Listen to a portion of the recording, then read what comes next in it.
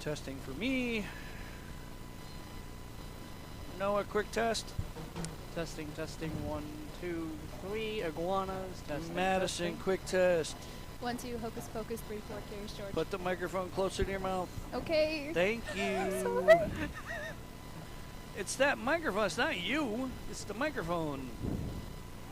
Okay. And then this one. All right, we're not using the gizmo, but we'll leave it plugged in and ready to go. Here. Noah, can you put this on top of the gizmo? Yeah. I had it with me just in case. Gizmo. Gizmo. Gizmo. They look similar. Earbuds. They're gonna fall. Oh, Okay. Yeah, no, they're very, very similar contraptions. They really are. They look the same. I'm yeah. assuming Given Over was over here, but yeah. Yep. Okay. I'm not thinking very straight. Hey, Pat, there's a handheld mic sitting over there. Can you give me a mic check on it, please? Yeah. Test, test. Keep 1, talking. 2, test, test. Hello, hello. 1, 2, 3, 4. Perfect. Mic Thank check. you. Just set it down gently, please. Oh. Yeah.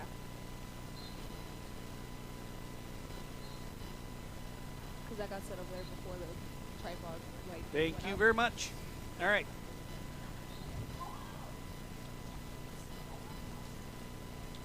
So, Oh my god. 11 minutes. I'm not answering texts right now like gloves. And Trey called. You can do one. Yep, just a thumb. Okay.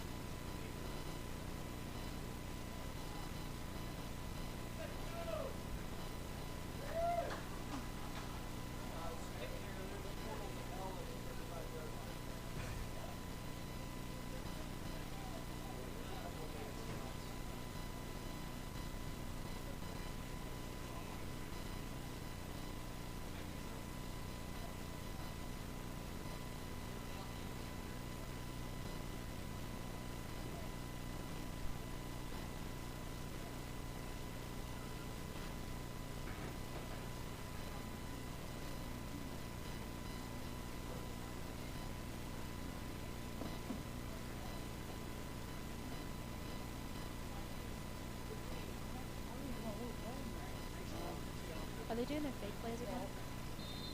Maybe. Well, who's number 3? Okay. I think they're doing their fake plays again. It could be. Well, Big Scout Head just team ran stuff. the ball. I saw that. Okay. No.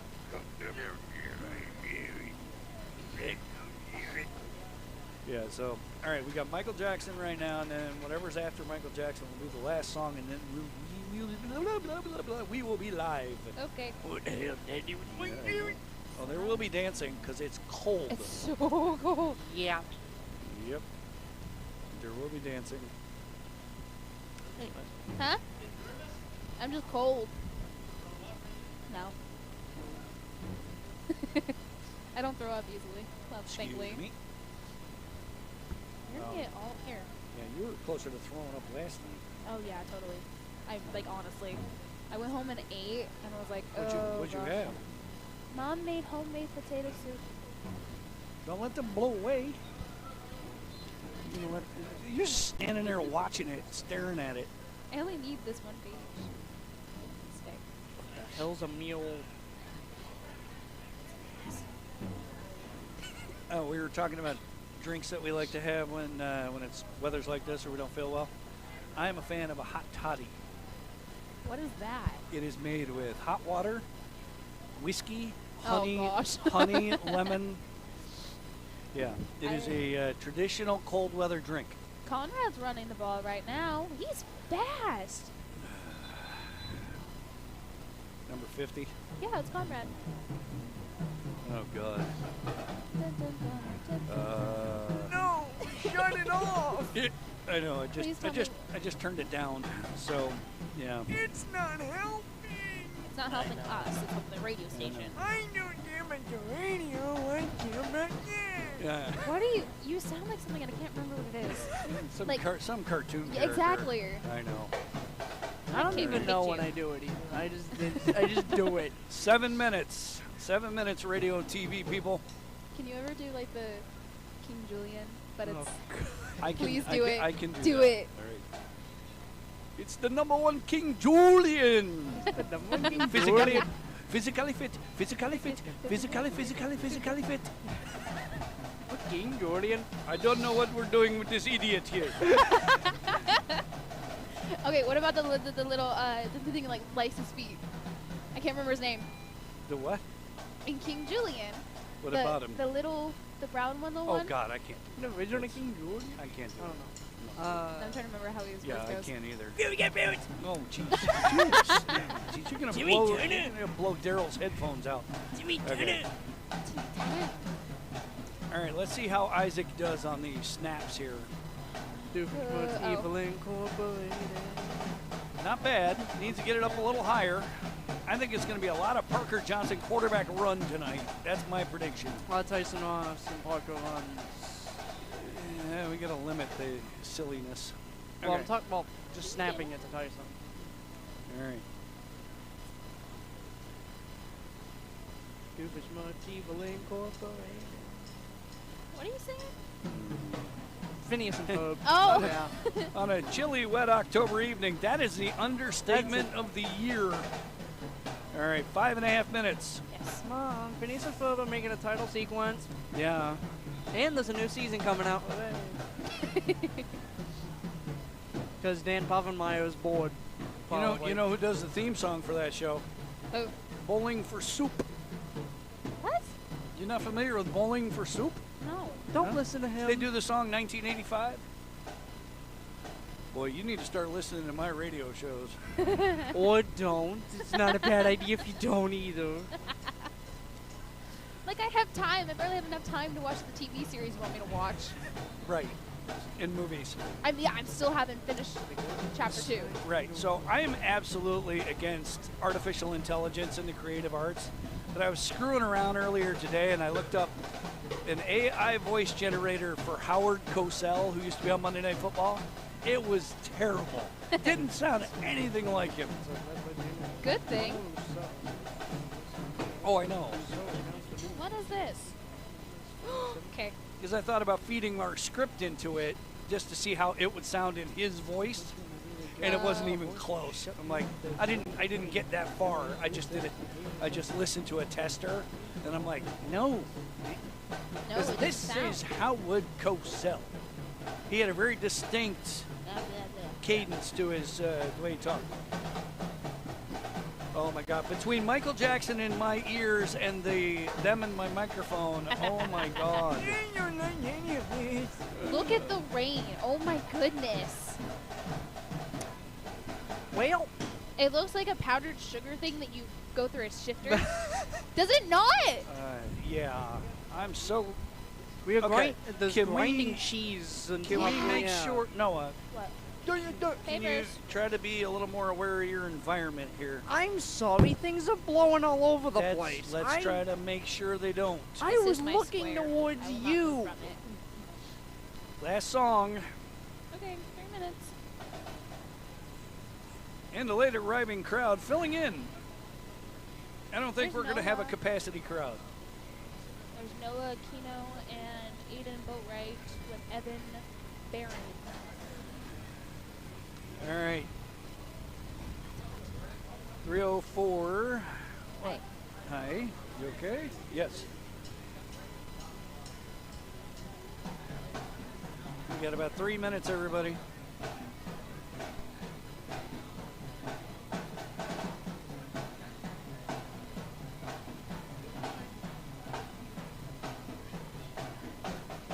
There's the other team. And boy, they're just walking out. And I hope that's not their team.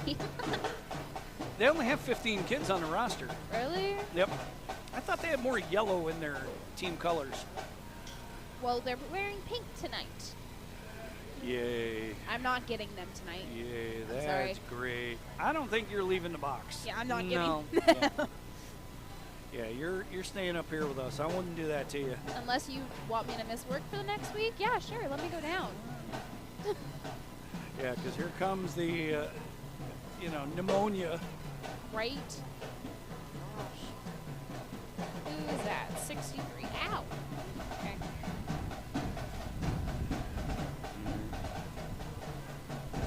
Less than 2 minutes. They have feet ones. Feet warmers.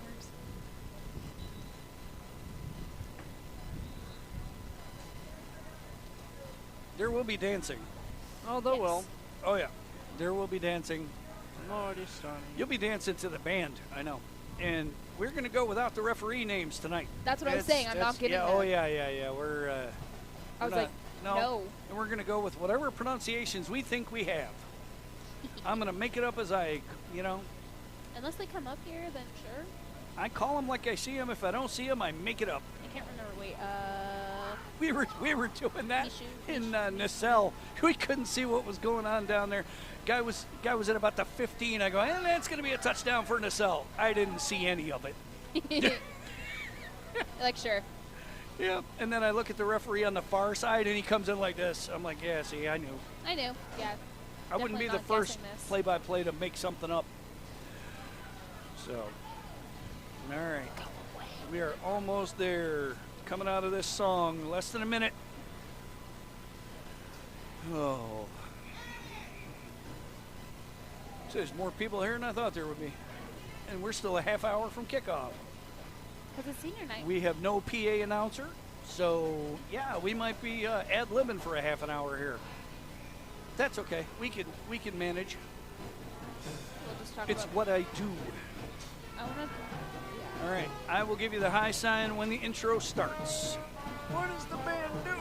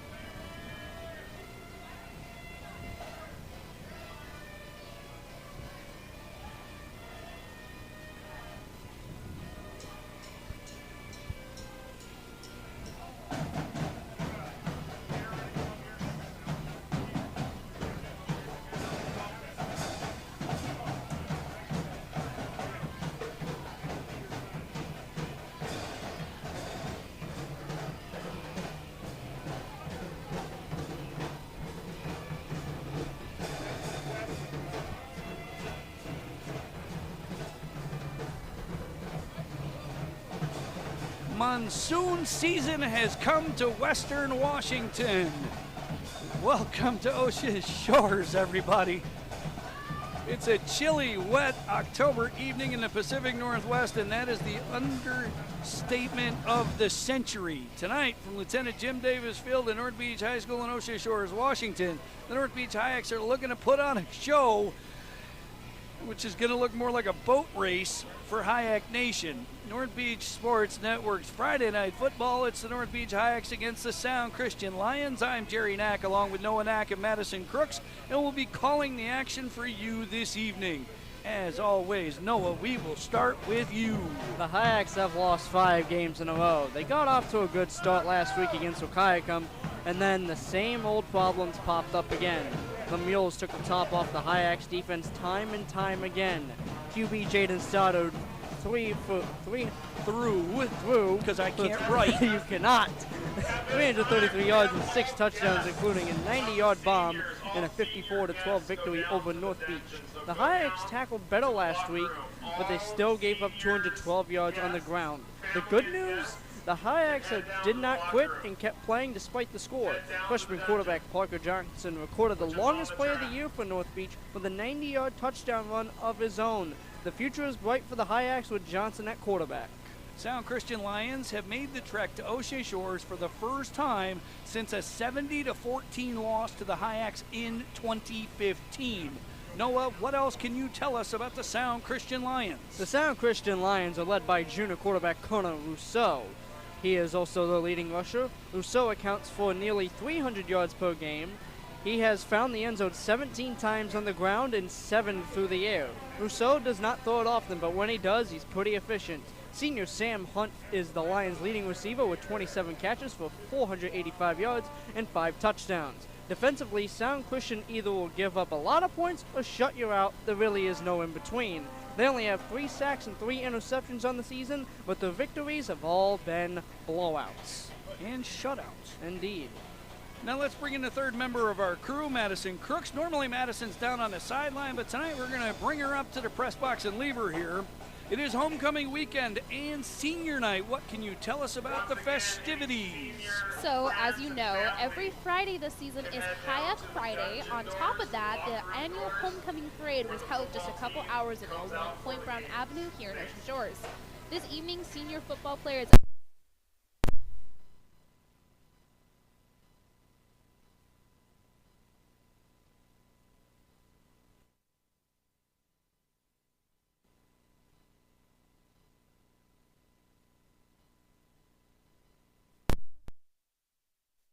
of which includes freshmen Houston Soren and Mackenzie McCory, sophomores Tyson Ross and Ariana Williams, juniors Mason Johnson and Clover Machine, and princes for seniors we have Evan Barron, Conrad Kelly, Elton Rocky, and for our senior princesses Jocelyn Moisner, Eva Free, and Sage Gomez.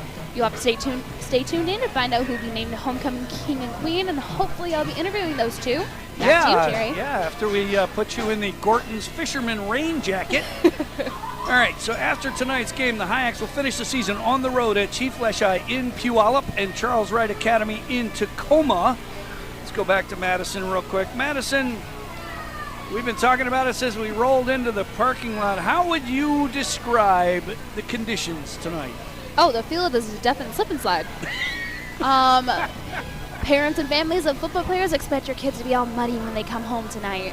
Hopefully you didn't mop the floors. I don't think I was joking at all when I said it was monsoon season here in Ocean Shores.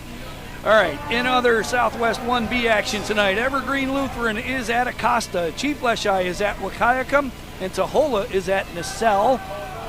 Last week, Acosta beat Tahola 64-60. Quilcene topped Evergreen Lutheran 51-16. Nacelle shut out Chief Leschi 72-0. And your North Beach Hyaks fell to Wahkiakum right here at North Beach High School last week, 54-12. In other North Beach Hyaks sports action, the current girls varsity volleyball team defeated North Beach alumni in their annual alumni game earlier this week. And coming up on the 24th, the volleyball team varsity will wrap up their season against Chief Leschi. So we know the starting lineups for the Hyaks, right? Parker Johnson, freshman quarterback, he'll get the start. Tyson Ross switching to number 14 because of jersey problems and wardrobe malfunctions instead of his normal number 2. So we'll keep an eye on that tonight. And then taking a look at Sound Christian tonight, they only brought a handful of players unless they're keeping some in the locker room and don't want to show everybody who they brought with them. So the Hyaks team captains all season long have been George Harmon, Adam Wallum, and Tyson Ross. The officials are wearing rain jackets. Everybody's wearing rain jackets except most of us here in the press box. So this is one of those times, crew, that I am very happy we have one of the better press boxes in Western Washington high school football. Tell me about it. All right, so Jordan Fry is our public address announcer tonight, and he is going to be handling the festivities. And as soon as he gets ready to do that, we've got a microphone over in his area, so we will crank that up and we'll turn everything over to Jordan Fry tonight. Jordan is also the new boys basketball coach here at North Beach High School. just gave us the schedule, so we'll be getting into that here in the next couple of weeks, talking about that as boys and girls basketball get ready to start up the first week of December. And then we'll reset everything here shortly as we get ready for tonight's game. And I tell you what, at the 35-yard line to our left, which is the west side of the field, there is quite the puddle starting to form. And then at the other 35-yard line, between the 30 and 35 on the east side, there's another puddle beginning to form. We were watching the Hyaks in warm-ups. It looks like ball security is going to be the name of the game tonight. So since we've got a few minutes here before we get into the evening's festivities for senior night, Noah, why don't we jump ahead and get to your keys to victory tonight for the North Beach Hyaks? Number 1 is protect the football. It's going to be sloppy tonight. There is no question. Number 2 is contain Colonel Rousseau. He is the Lions' offense. Number 3 is keep everything in front of them. The deep passing game has been a problem all season. The Hyaks cannot let the Lions take the top off the defense. Does that sound familiar, anyone? Yeah, it sure does. Number 4 is play sound fundamental football. Tackling was better last week, but still gave up over 500 yards of total offense. So, Madison, I've been taking a look at Sound Christian as they took the field, and there is a player not in uniform wearing jersey number 1. He's not dressed for tonight, and number 1 is Kona Resso. I wonder if he is not going to suit up tonight. Well, if that's the case, Hyaks might have a better chance tonight. 100%. That is big news. Seniors, friends and family, head down to the locker rooms if you're not already there. So Jordan Fry, our PA announcer, making calls to get the seniors down to the locker room so they can get ready to participate in senior night activities. It is also homecoming. So earlier today, as Madison mentioned, there was a parade down Point Brown Avenue here in Ocean Shores. A lot of modifications to how that parade was conducted due to the weather. The wind is out of the east tonight, and this is something I don't think I've seen in 3 years of doing this. It's usually no wind or it's wind out of the west. But tonight it is out of the east, and the rain is coming down in sheets. Well, let's hope the band can keep their music sheets all together because they're blowing in the wind currently. Yeah, so their songbooks are turning their own pages over there. So we have the North Beach Hyaks band here tonight. The crowd is starting to fill in just a little bit. Looks like a few intrepid Sound Christian fans made the trip from Tacoma. And we also have some North Beach fans filling in spots where they normally don't because they're smart enough to stay out of the rain. So they're under the overhang over here to our left. So getting ready for the festivities. Ladies and gentlemen, at this time I'd like to take a moment to recognize the North Beach Hyak cheer and football senior classes. Give them a round of applause. PA announcer Jordan Fry, We'd everybody. like to thank them for all their hard work and dedication and leadership throughout this fall. These are some great kids who will no doubt go on to do great things, and we couldn't be prouder. I'm going to hand the mic over to my brother Peter, and he's going to do the senior bios. Peter Brown. Okay, everybody, welcome to Lieutenant Jim Davis Field. Tonight we're going to honor our seniors in the cheer squad as well as the football team. Our first senior to honor tonight is our cheerleader, Eva Free.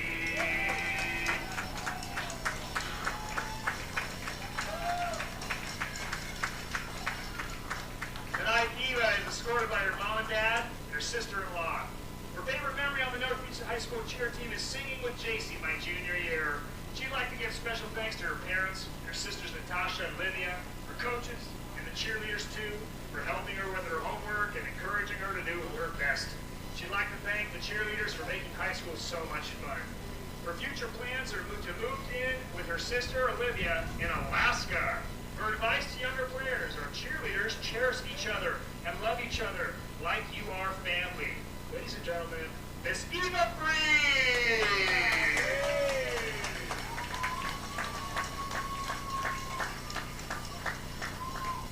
Congratulations, Eva.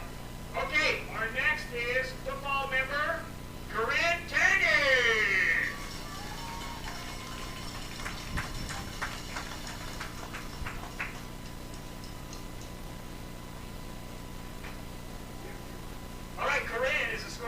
Papa Ricky Day and her teacher, Mrs. Casey.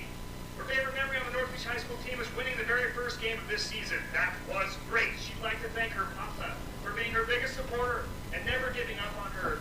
Her future plans are to become a diesel mechanic or a fish and wildlife officer.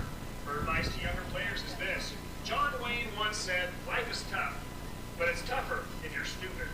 So, do your best in school. As much as you think you don't need it, you do need these things in life that they teach you. Ladies and gentlemen, Corinne Taggart! All right, our next senior is a member of the football team, Adam Woolham. Tonight, Adam is escorted by his mom and dad, Dennis and Amy Tomlinson, his grandpa and grandma, Dave and Lynn Linderman. His favorite memory on the North Beach High School football team is winning my first game as a senior and catching my first touchdown pass this year, too. He'd like to give special thanks to Mr. Mike Weidman for getting him to join wrestling his sophomore year, which has made him a better athlete, a better football player, and for pushing him to giving him his best, even when, and telling him the truth, even when things go bad. His future plans are to go to community college for 2 years and become an electrician. His advice to younger players is to show up to practice every day. Give your all, every single day, be coachable, listen to your coach. Enjoy wrestling too. It makes you mentally stronger, it makes you a better tackler as well in football. Ladies and gentlemen, Mr. Adwalla.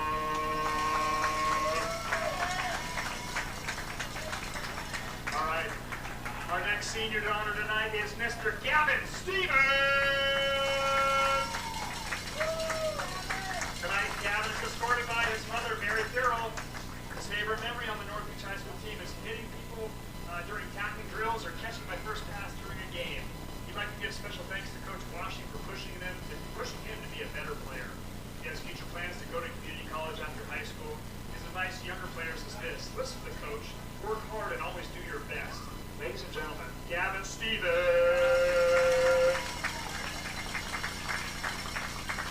All right, next senior to honor, Conrad Kell.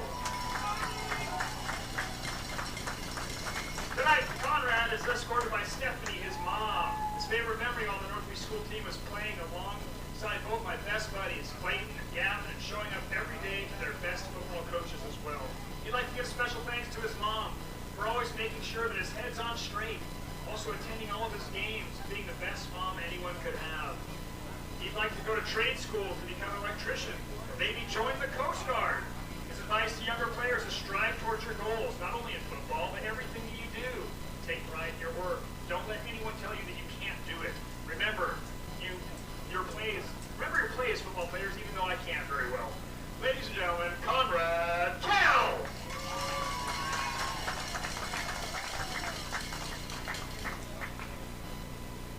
All right, our next senior is Dylan Polk.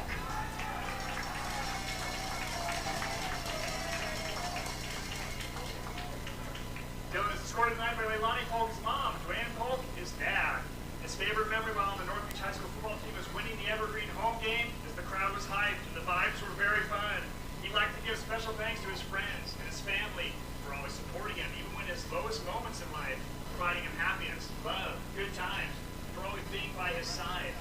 After high school, he'd like to take a gap year, major in mechanics and engineering. His advice to younger players is this: don't let your skills in a sport put you down. Just keep working hard, especially in practice, and your hard work will pay off. Ladies and gentlemen, Dylan Polk!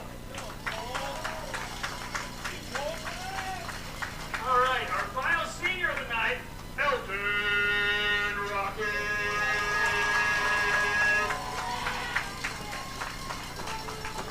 Elton is escorted tonight by his mom, Beth, dad, Steve, and brother, Wyatt.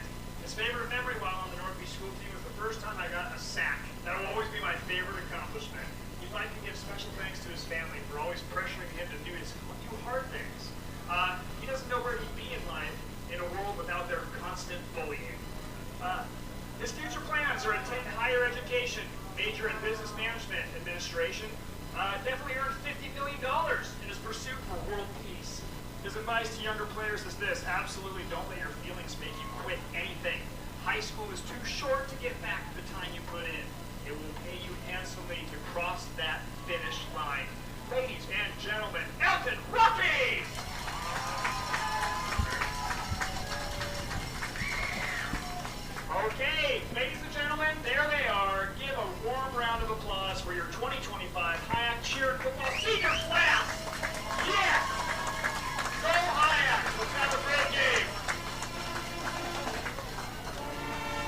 nice job by Peter Fry, Jordan Fry's brother, doing the PA. It's been the 3 years I've been doing this has been a combination of Jordan and Peter Fry doing the PA. Obviously, Peter emceed your guys' graduation.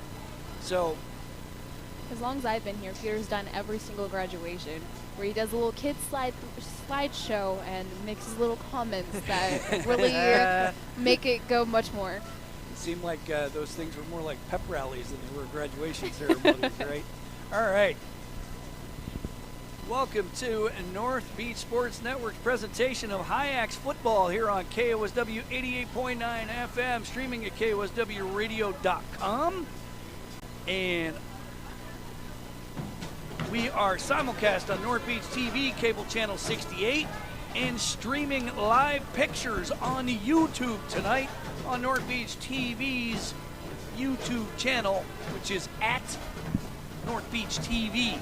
So just go onto YouTube, search for North Beach TV, and you'll get our audio commentary along with pictures provided by executive producer Daryl Prowse and his intrepid crew in the monsoon.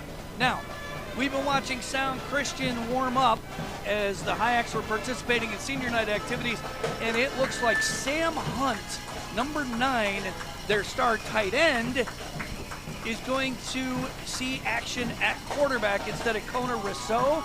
We've been watching Kona. He is not in uniform tonight, so not sure what the development is there. But we'll be getting the starting lineups from Jordan Fry here shortly. You will forgive us tonight for not hunting down the names of tonight's officiating crew. We do not have a submarine. Yeah, please don't put me out there tonight. Nope. We're going to have Madison up in the booth with us tonight, the third member of our crew. Normally down on the sideline. I wouldn't do this to a duck. So, Hyaks are out on the field, getting ready. They're doing their warm-ups. Sound Christian is wearing blue helmets, blue pants, blue jersey numbers, blue accents on their shoulders, white trim on their pants. Hyaks are in their Pittsburgh Steelers-esque home uniforms, black helmets, black jerseys, gold pants with black stripes. And your humble broadcast crew is in black and gold variety tonight as we celebrate senior night and homecoming here at North Beach High School. The band is, at least the drum line is going nuts over there, so. They're keeping the beat going. They are. They are. And you know what? The crowd is filling in. I'm actually really surprised at how many people are here despite the monsoon weather conditions. To be honest, I wouldn't blame people for not being here because of the weather, as you can look at the stands and you see that the bottom 4 are not being filled because of the weather. Yeah, well, that's because they're outside the overhang. So I remember when I worked in the National Football League, we came up to play the Seahawks, and it was at Old Husky Stadium where the Seahawks played before their new stadium was built, Lumen Field. And I tell you what, sideways rain and a swaying press box. I think 2 weeks ago at Nacelle was a safer press box than that contraption. Oh, the chicken coop? Chicken coop, straight out of 1954. But, yeah, from what I understand, the band, they were a little disappointed today that they didn't march in the parade because of the weather. Some of the crew was out in the elements, including the cheerleading squad, and the cheerleading squad has decided not to perform tonight. Do not blame them. I do not blame them one bit. Pneumonia is not fun. So it does definitely look like number 9, Sam Hunt, is going to get the start at quarterback for Sound Christian. Michael Lester has been warming up with him in the backfield. He wears number 3, and Lester is a senior, 5'9", 170 pounds, normally a wide receiver. However, it looks like he's going to play some running back tonight. Evan Greenwood, another wide receiver, senior, 5'10", 160. Noah's got some notes on the Sound Christian team. What else can you tell us about this squad, Noah? Well, the thing is about Michael Lester, even though when you look at the depth chart, there isn't a running back in sight. They're all wide receivers that play a variety of different roles, and Michael Lester is usually the main tailback when there is a running back, so expect him to get the bulk load of touches when it comes to handing off, tosses, whatever you choose for the offense. Now, when it comes to Sam Hunt, you are losing an element in the passing game when it comes to just, he's the leading receiver with 485 yards. Not having him out there is going to hurt. I wonder how he can throw the ball. He's a very versatile player, obviously, because they wouldn't throw him at quarterback. But we'll see how this offense operates. And he's not listed as the backup quarterback. Freshman No. Jaden James is listed as the backup quarterback. And as Madison noted earlier, there's a very small roster of players here for Sound Christian. They only have 15, but it seems like they brought less than that tonight. The Hyaks suiting up almost 30 players this season, the best participation they've had since 2015, which happens to be the last time these two teams met. So we've got less than 7 minutes to go until kickoff. We'll be having the introductions and all that stuff. Hyaks and Sound Christian Lions are going through warm-ups and everything else. That was a fun senior night presentation, despite the elements, all the family members and guests out on the field with their seniors. We had senior team manager Corinne Tansley, whose season never got off the ground. She had an ankle injury, and then just as she was about to get back on the field, she injured her shoulder. So she became the team manager, and Madison and her crew last year set a high bar for that. So once again, Madison, why don't you tell everybody what a team manager does and how important that role is for a high school football team? So a team manager, it's better idea to have multiple because there's multiple jobs to be done, such as last year I did a little bit, I was up in the box taking stats for the team, just as what Zach Whitstruck would do for the team, which also means taking video. You would also be water. You make sure the team gets water whenever they take breaks. You would also help with the med kit whenever that was needed. I was the ball girl for one of the rainy games as well. So that was a lot of fun. Always making sure the ball's dry. You help with equipment. You help make sure that your jerseys are completely clean for the players. And if you can, try sewing them up, as our player Tyson Ross likes to get those ripped a lot. Yeah. So You become a seamstress. exactly. So it's a lot of little things that become a big thing to make sure that the team can run smoothly without the coach having to worry about these things. Gotcha. Well, you and your crew last year did a really, really nice job, and you're a big help to us at the radio station. So, question though, you said you handle things on wet days. Would you rather be out there doing that now or up here in the booth with us?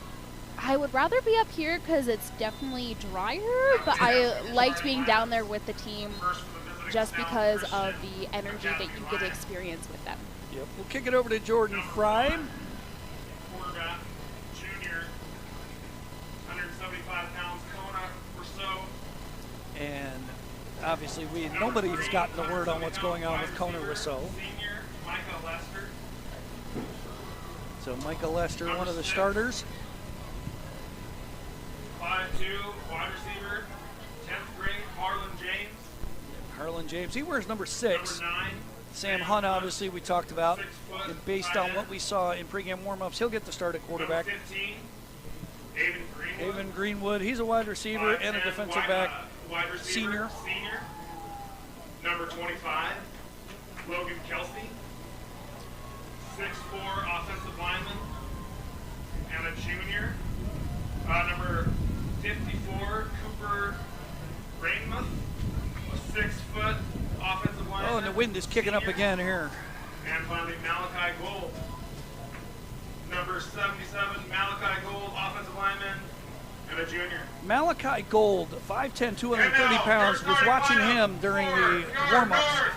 Beach Hyak!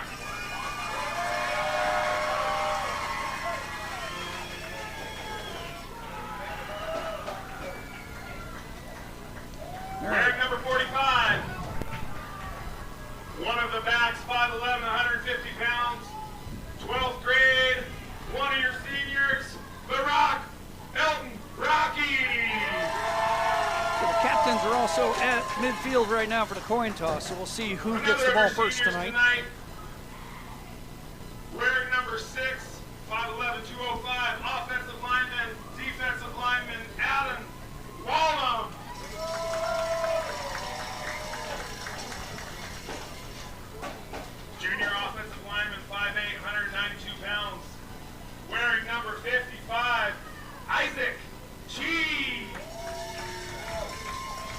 we'll get into it in a minute here, Noah, but, you know, tonight's the night to run the football. 89, Oh, most definitely. offensive lineman, 6'2", 205 pounds of pure man, George Harmon.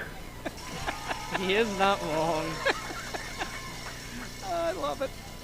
Sophomore wide receiver, 6'1", 165 pounds. I like to call him Appa Blanca, but we got Jaden Apataka. That's a basketball nickname if I ever heard one. That's a good one. I like that. Sophomore number 51, offensive lineman, 5'10", 222 pounds.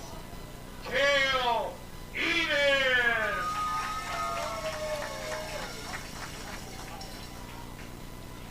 All right. And one of the quarterbacks, a back as well. We got 10th grade, 5'10", 185 pounds, Tyson Ross. Tonight's the night, Noah. I think a guy like Parker Johnson can really take control of the game on offense. Our resident freshman, but not in his play. Number 10, Parker Johnson. Hey, Parker really kept playing hard last week, committed a couple of turnovers, but then he had that electric 90-yard touchdown run at the end of the ball game. Ladies and gentlemen, at this time, if you are able, please stand, remove your hats for the playing of our national anthem. Which the flag is now wrapped around the pole out there, so we can't really tell about the wind speed. Mr. Jeff Simmons. So North Beach Hyak's high school band and our national anthem.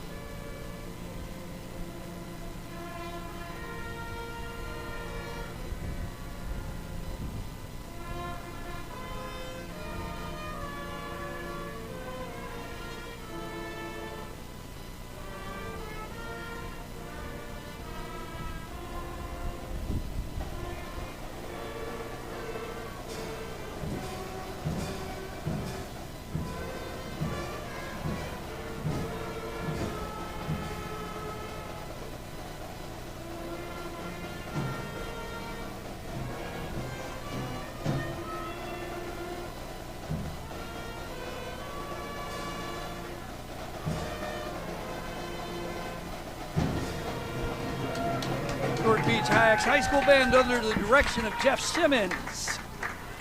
All right, we are just about ready to get underway once again. Set the stage for you.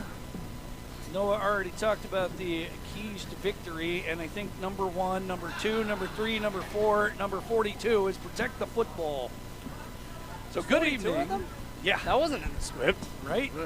Good evening and welcome to North Beach Sports Network's Friday Night Football.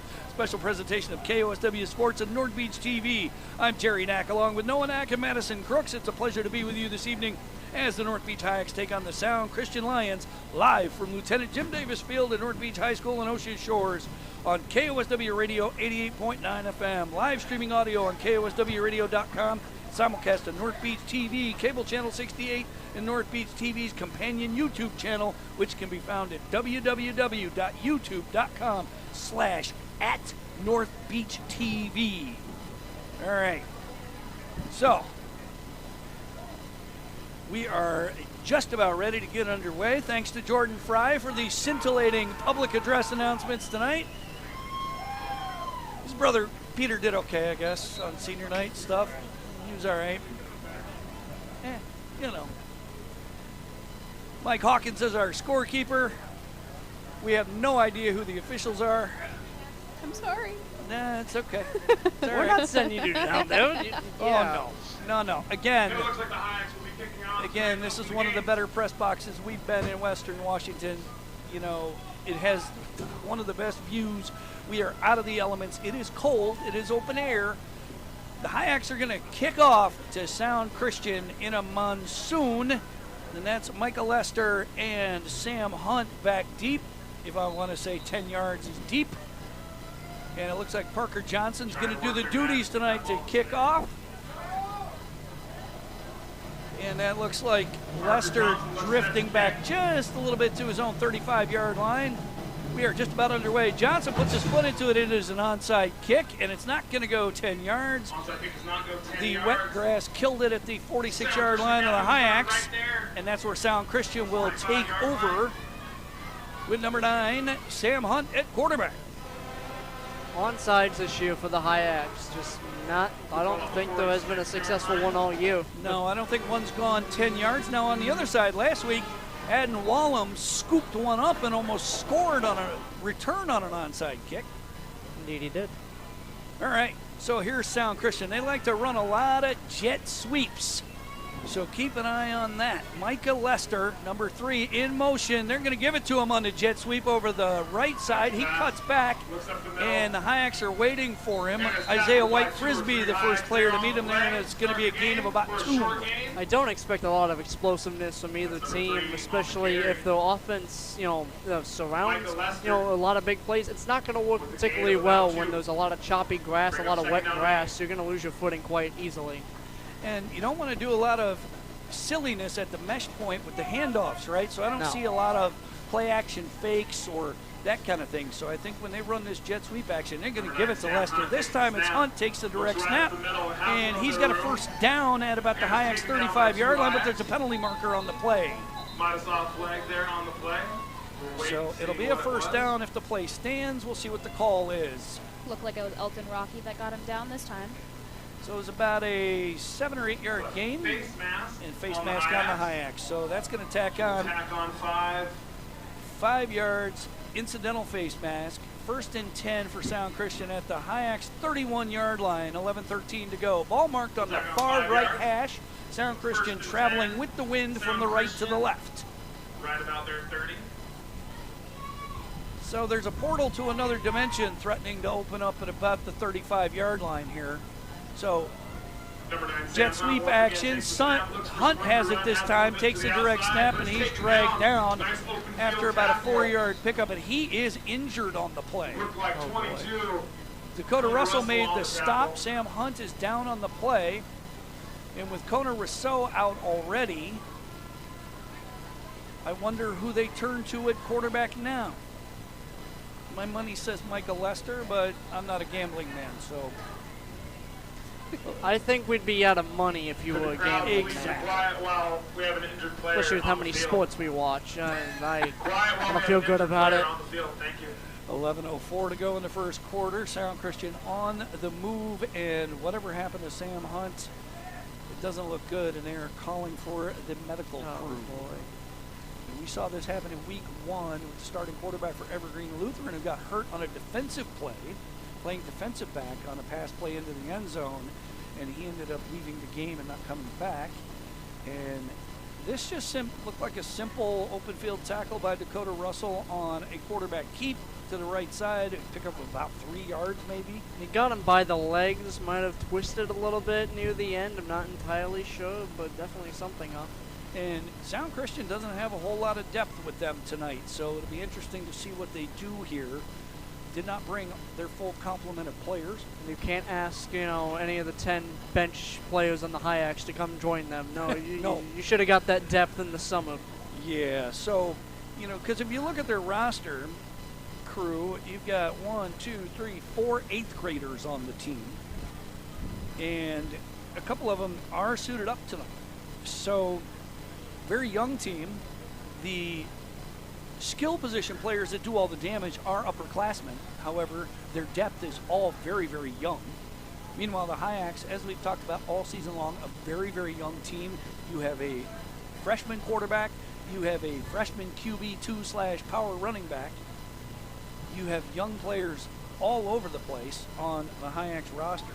So hopefully in the next couple of years, the Hyaks will be able to improve and grow the program. Malik Jackson is an exciting young player, freshman running back, wing back. I feel like they just got to give Malik Jackson the ball in more creative ways than they have. I wouldn't say necessarily creative because a jet sweep is kind of a tricky play at times, but they use it too often with him. You know when he's in the game, they're going to try to do a jet sweep with him. As I said the last couple weeks, he is a running back. You can use him in different ways. You can use him in the Tyson Ross or Parker Johnson role, maybe not necessarily throwing the ball, but you can use him, as a tailback in that direct snaps and stuff like that. He's a fast player, but, fast players don't have to be, on the edge the entire time. So the officials are walking off the field and heading toward probably some shelter, I would imagine, while they tend to Sam Hunt on the far side of the field. So taking a look at the Hyaks gang from an age standpoint, you've got Parker Johnson, freshman, Jason Martin, freshman, Malik Jackson, Bryson Parent, Aiden Delane, Jacob Eden, Isaiah White Frisbee, all freshmen. Sophomores, Tyson Ross, Cayman Bighead, Malik Patton, Jaden Apodaca, Dakota Russell, Cale Eden, Mason Farmer, William Lauderdale, Jordan Giraldo, Garrison James, Dorian Middlebrooks, Clayton Theroff. This is a very, very young team. There's only a couple of juniors, Isaac G. and George Harmon. So you're only going to graduate, as far as starters go, Adam Wallum and Elton Rocky. So Gavin Stevens, obviously we wish we could have seen more of. Madison, he's the only two-time KOSW Player of the Week so far this season. Yeah, I mean, if he got a start from the bottom at his freshman year, even during middle school, we have no idea how he would be today. And every time he's on the field, he makes an impact, whether it's catching passes, affecting the kicking game, returning kicks. So Sam Hunt is up on his feet now on the far side of the field. Hyaks are back out there.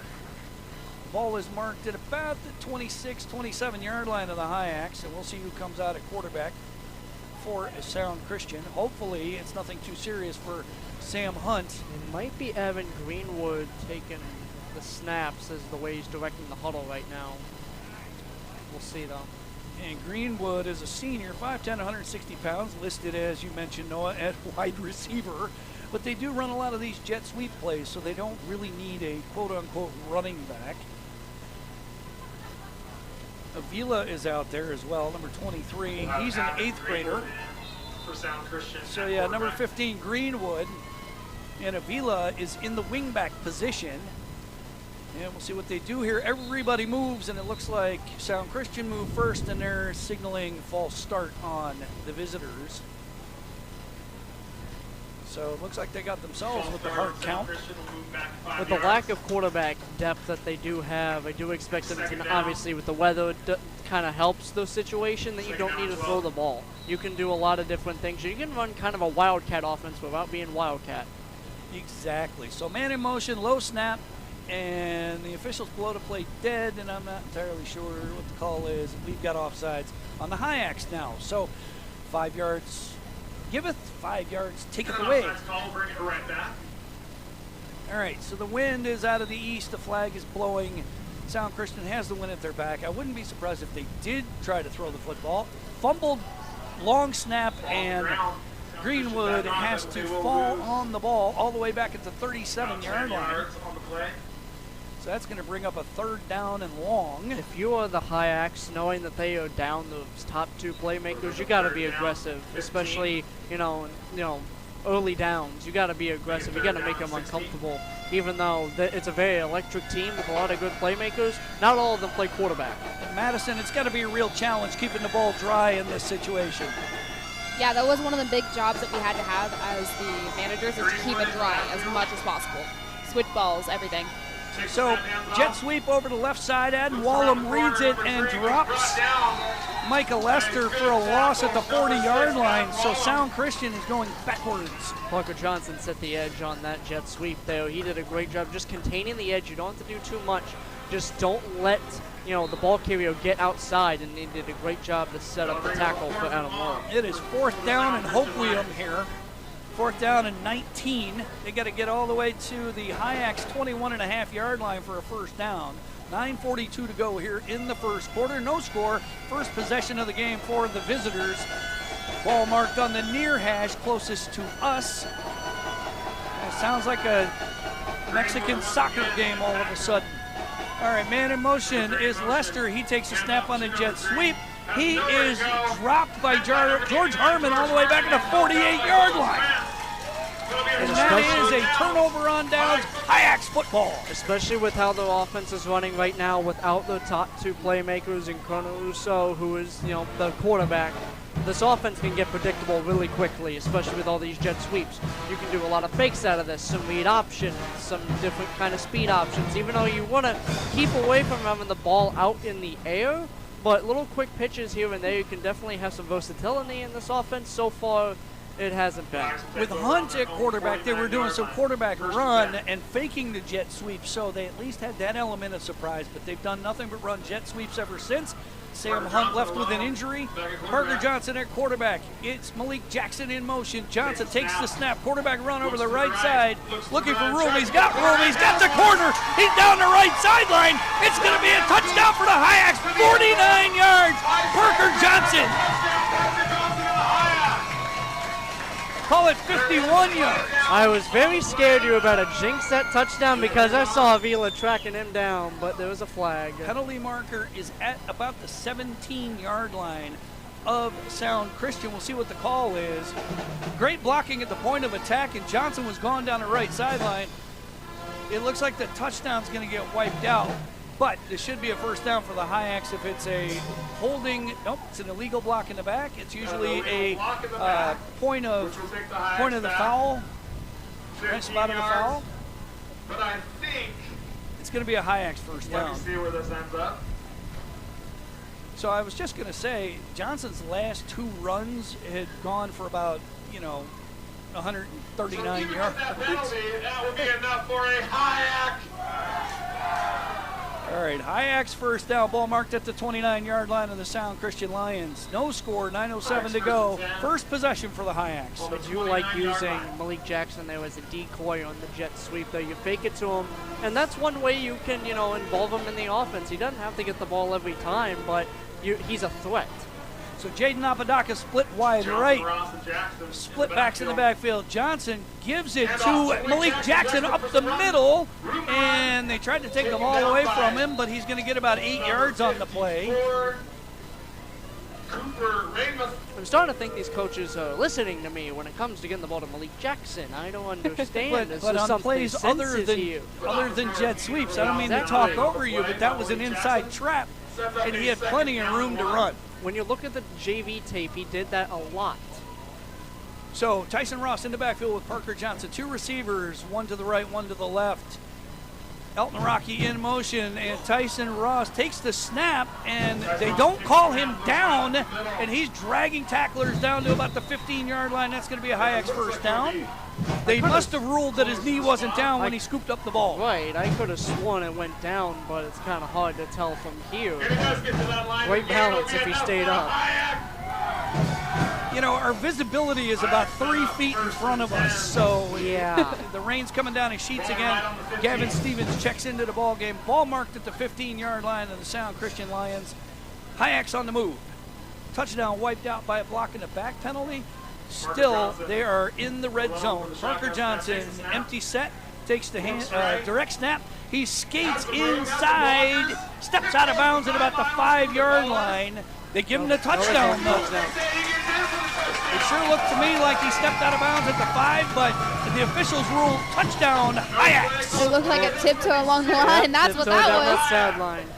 And the thing is, they loaded up on that right side out of the single wing. They were going to that side all the way, and just great blocking, at the point of attack. The blocking so far for the Hyaks has been great. They've been able to do a lot of good things on the offensive line and defensive line. They're getting good penetration overall. So the Hyaks lead 6-0 with 7:52 to go. They strike first. 2-point conversion. Twins to the right. Man in motion's Malik Jackson. Parker Johnson takes the snap, tries to get outside, looking for the edge, and he gets there. 2-point conversion is good for the Hyaks. They lead 8-0. And you got to think without Connor Rousseau and Sam Hunt, well, those as well, two of the best athletes on this team. You're losing a lot of, speed, out in the edge, being able to tackle. They play a lot of defense, so you're going to be able to attack them on the edges if you want to, but you got to be careful, especially if you try to get tricky with Malik Jackson. But ultimately, that was a really good called drive from the Hyaks. And as you mentioned, the blocking was excellent on that possession, something that we haven't really seen since week 1 against the Evergreen Lutheran Eagles. Right. We saw a lot of running lanes, a lot of downfield blocking, a lot of good lead blocks. And I liked your observation about Malik Jackson. When you bring him in motion on the jet sweep, you fake it to him. Now he's the lead blocker on the edge. Right. And you've got your fastest player taking out their corner defender. And a lot of these, players for the Hyaks, just from, an eye standpoint, they don't look the biggest, they don't look the fastest, but boy, they can shock you sometimes. And they are very athletic. And I would not want to get in George Herman's way. No. Yeah, George, as we were told during starting lineup introductions, is a grown man as a junior. So 8-0. Hyaks with their first lead in a while. A couple of weeks at least. It's the weather. It's where we grow up in. It's what we learn to do our sports in. It helps us. It's what the Hyaks do. All right. So a little chicanery here on the ensuing kickoff. Parker Johnson's going to handle the duties. No, it's Tyson Ross with a swim kick, and it looks like the Hyaks have a chance to recover it. It's Elton Rocky, senior. Do everything. Elton Rocky races down the left sideline and falls on the loose ball, and it's Hyaks ball. That was a very creative squib kick right there. And obviously, it goes farther than 10 yards, and Sound Christian scrambling to get it. It squirts right by him. It's a slippery ball, and Elton Rocky just races up there. I was kind of hoping he'd pick it up and score, but He tried. He tried. Hey, it was so good that they got you. They did get me. All right. So Parker Johnson at quarterback. Tyson Ross in the backfield with him. And it's Ross taking a direct snap up the middle. Plows through a couple of defenders. Robert Bonomo is the first one to hit him for Sound Christian. Nice gain on the play. Something when the Hyaks offense is clicking, the runs up the middle open up exponentially. It's not necessarily 15 to 20 yard gains. It's about 4, 5, 6, 7. Every single time that if they're able to get some good penetration, that's how the offense runs. So Elton Rocky returned that to the 30-yard line, and you're absolutely right. It's what we've been talking about all season. The yards are in the middle of the field. You say that a lot. I do. I'm not wrong. One receiver split left. Johnson hands off to Tyson Ross over the left side. Plenty of running room down the left sideline. Cuts back inside. He's going to find the end zone for a touchdown for the Hyaks. Again, it's the blocking. And we have not seen many inside handoffs in the Hyaks all season. They're doing it a lot in this sloppy weather, and they're trying to limit the amount of ball action that's going on. But you're getting a lot of playmakers involved. You're getting Malik Jackson involved. You're getting Tyson Ross. You're getting both quarterbacks, to do their thing. So you're getting a lot of people going with very limited, action going on. 23-yard touchdown run for Tyson Ross puts the Hyaks up 14-0. 6:57 to go here in the first quarter. 2-point conversion attempt coming. Parker Johnson at quarterback. Gavin Stevens, the wingback to the left. Johnson takes the snap over the left side. He's got a convoy of blockers, and he's just going to walk into the end zone for the 2-point conversion. Nobody out there on the edge for Sound Christian. 16-0. It's kind of like how Cam Ward trots around the sideline in Miami football. Just kind of strolls out of bounds. Parker Johnson just strolls into the end zone there. It's just, again, we haven't seen this blocking since week 1. It's very impressive to see, and it helps when you have a banged-up team in Sound Christian right now. But you got to take advantage of it, and that's what they're doing. Well, I was going to say that earlier. You mentioned Sam Hunt, Connor Rousseau not in the game. Sam Hunt injured on the first drive, and he was doing some things. He had them on the move, and ever since he left the game, their offense has disappeared. This reminds me a lot of the Nacelle game where Sound Christian is not willing tacklers tonight like the Hyaks were against the Comets. And the Hyaks have all the energy, all the momentum right now. They're blocking, they're running, they're hanging on to the football. Meanwhile, Sound Christian has imploded a little bit here.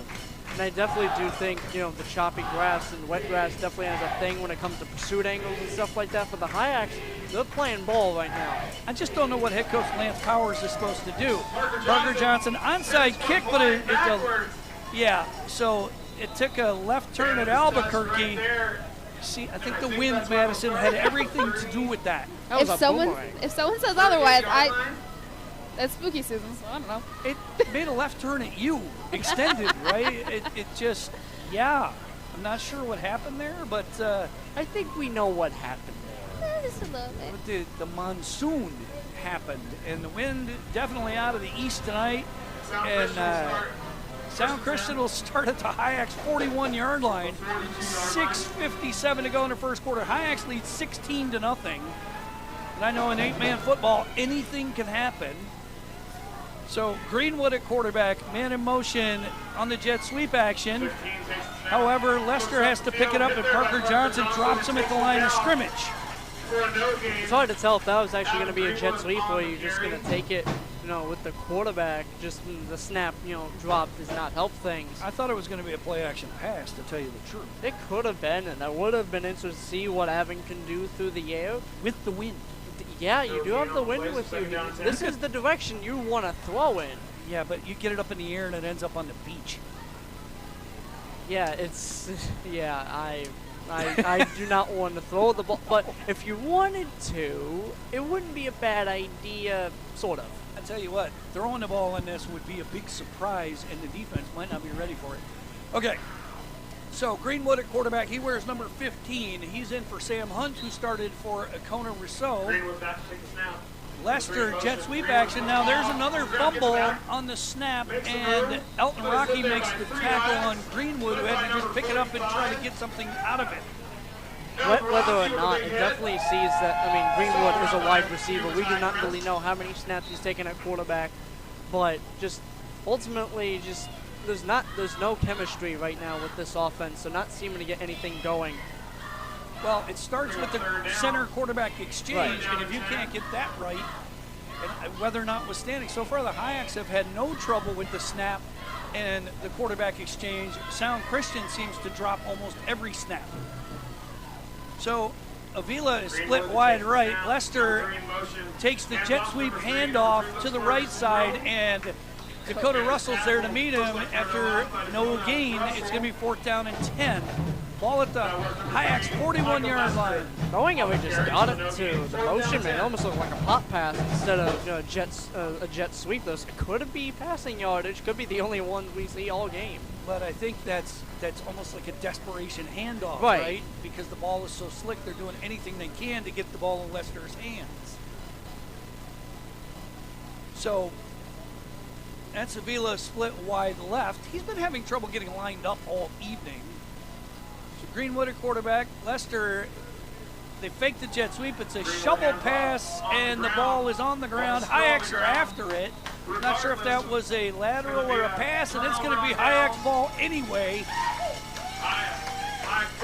You had multiple motions on that play, and it was kind of set up decently there, just a little end around, but just the snap exchanges and just exchanges in general, they are not ready for this weather right now. No, Robert Bonomo had a hard time handling the ball.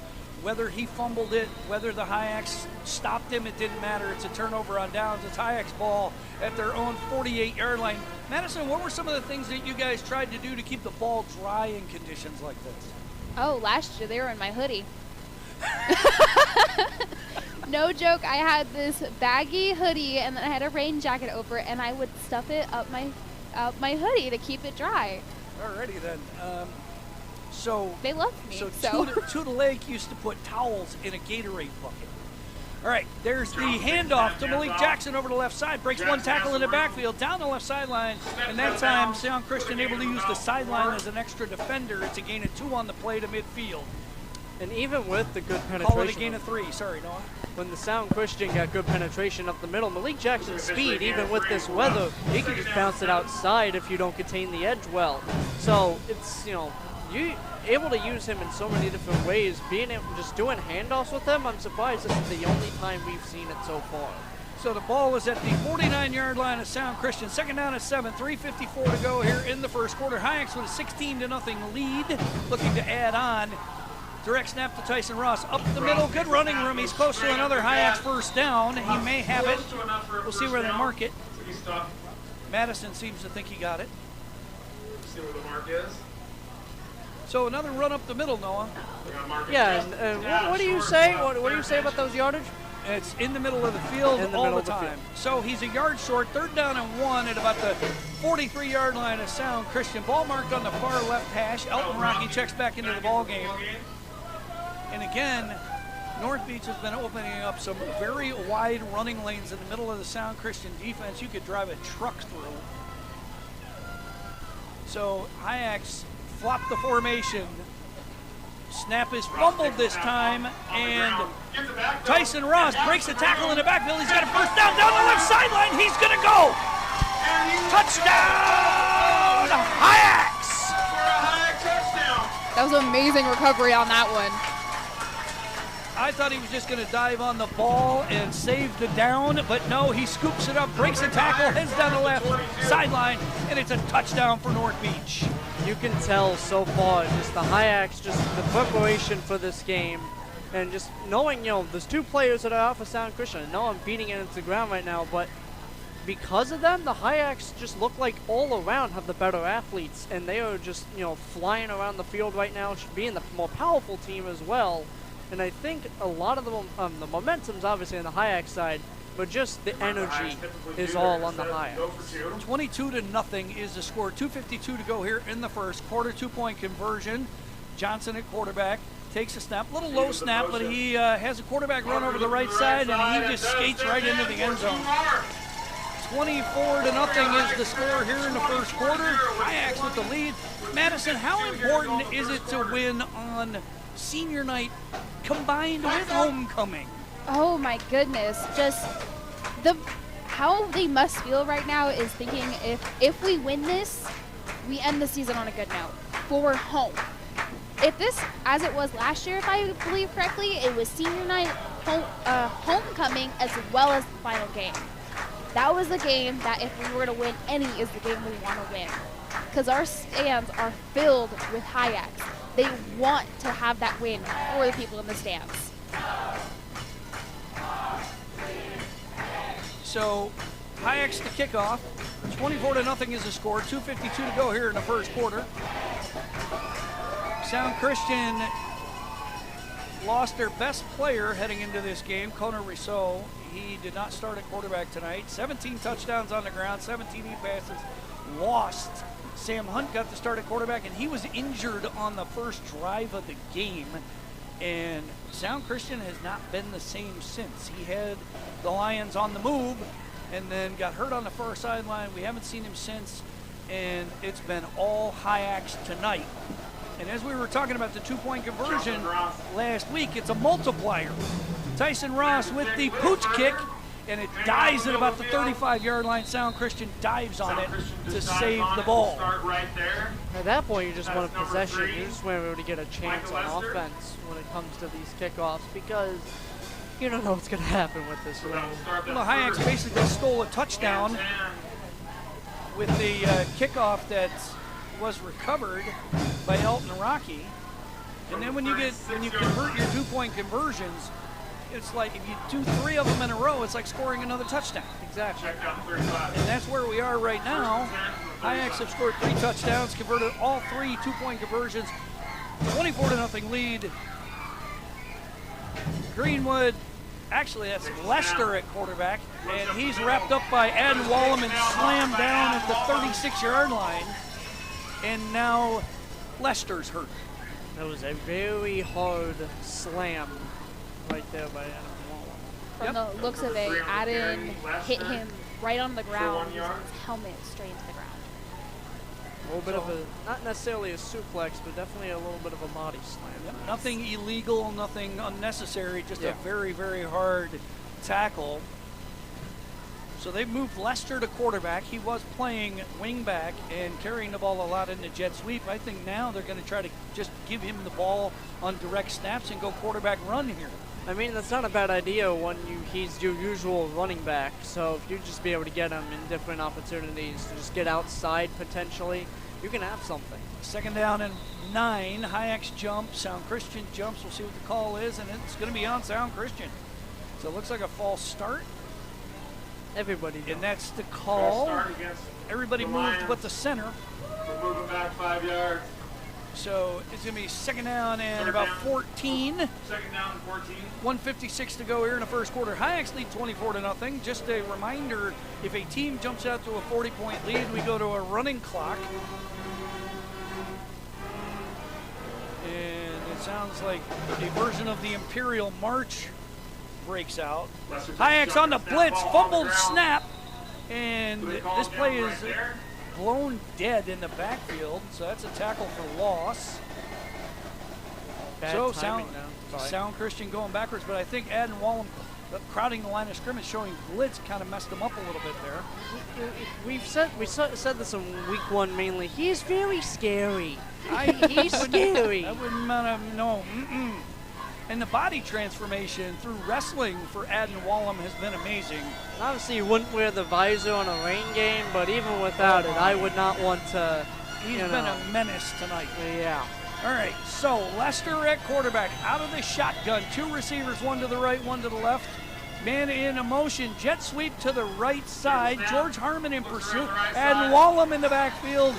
And that's the end of that play, and it's another big loss on the play. It's going to be 3rd down in Aberdeen.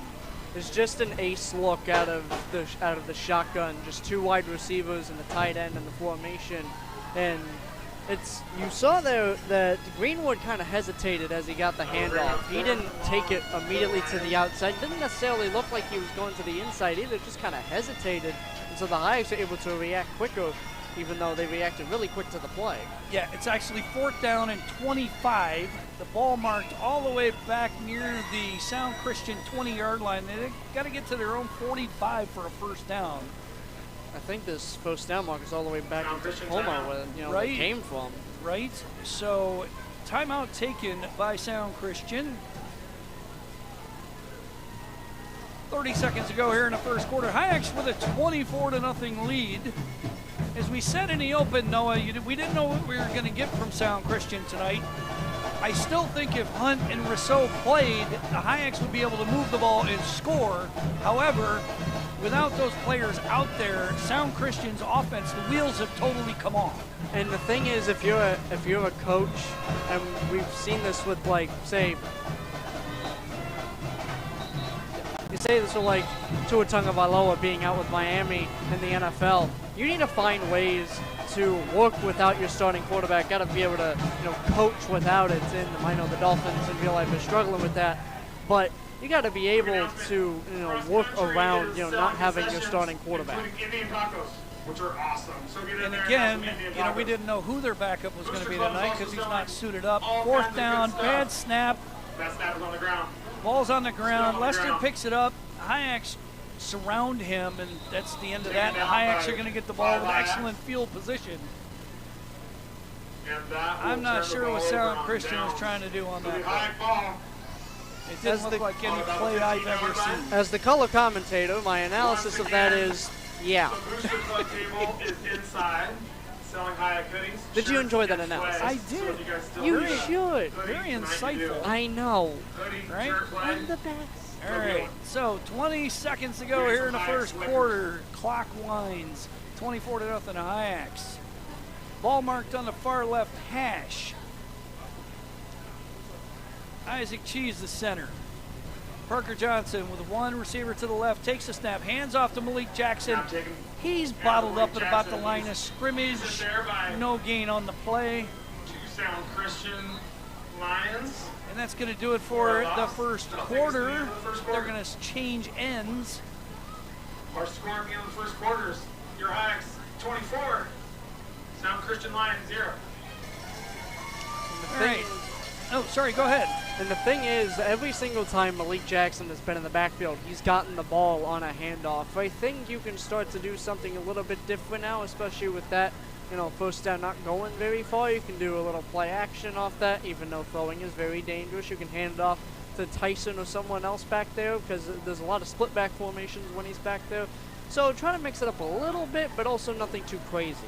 Well, going into this game, we kind of knew Sound Christian was a little predictable on offense. They like to run a lot of jet sweeps, and it was a lot of quarterback run with Conan Rousseau.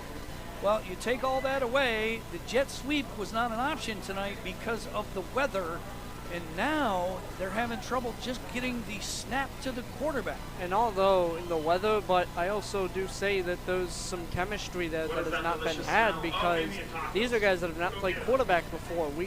Well, at least this season. So we never really know, what the snaps are going to look like and stuff like that.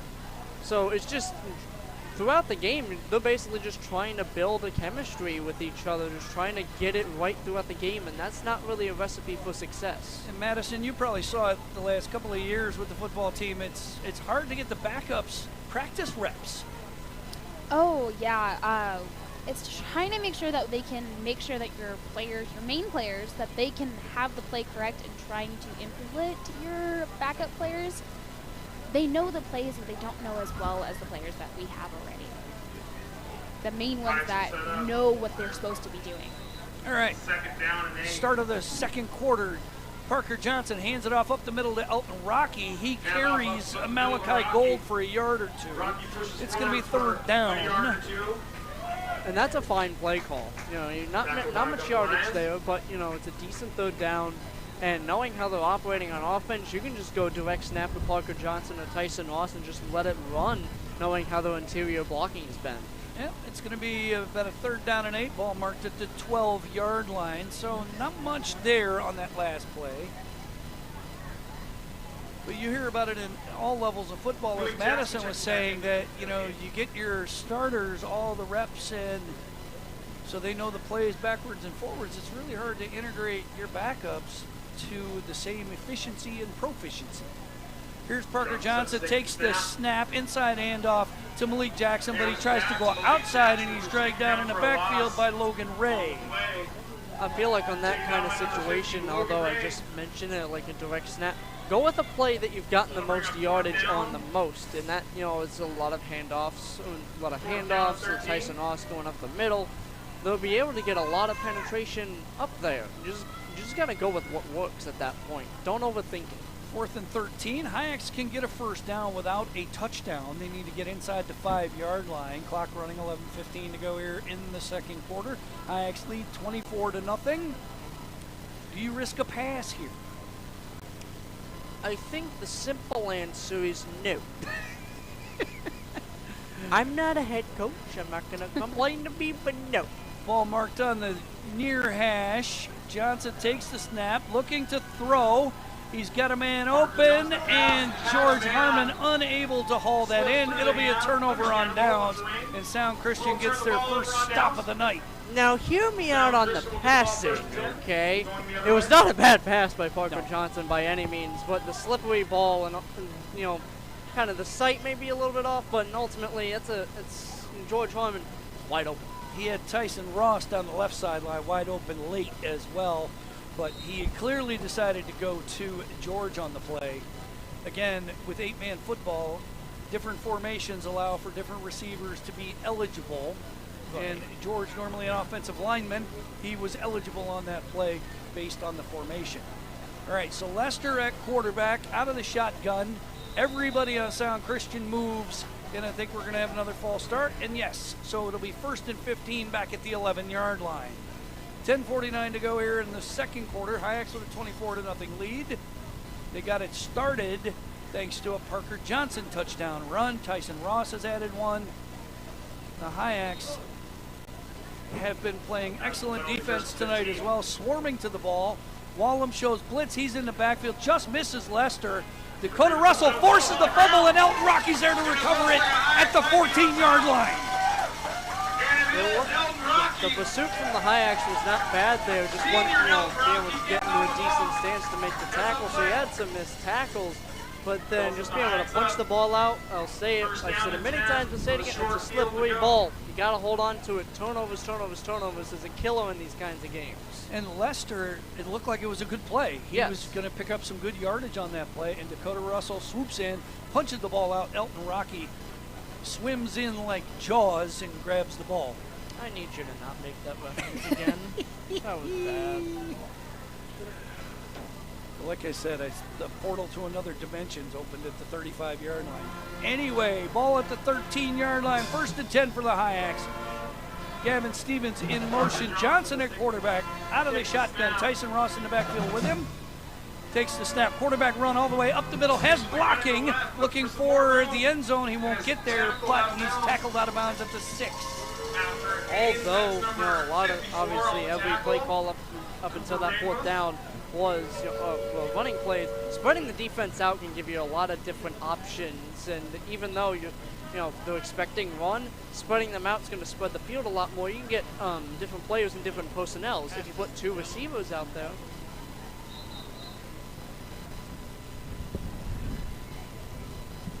If you put 2 receivers out there, it's going to put in different people on defense.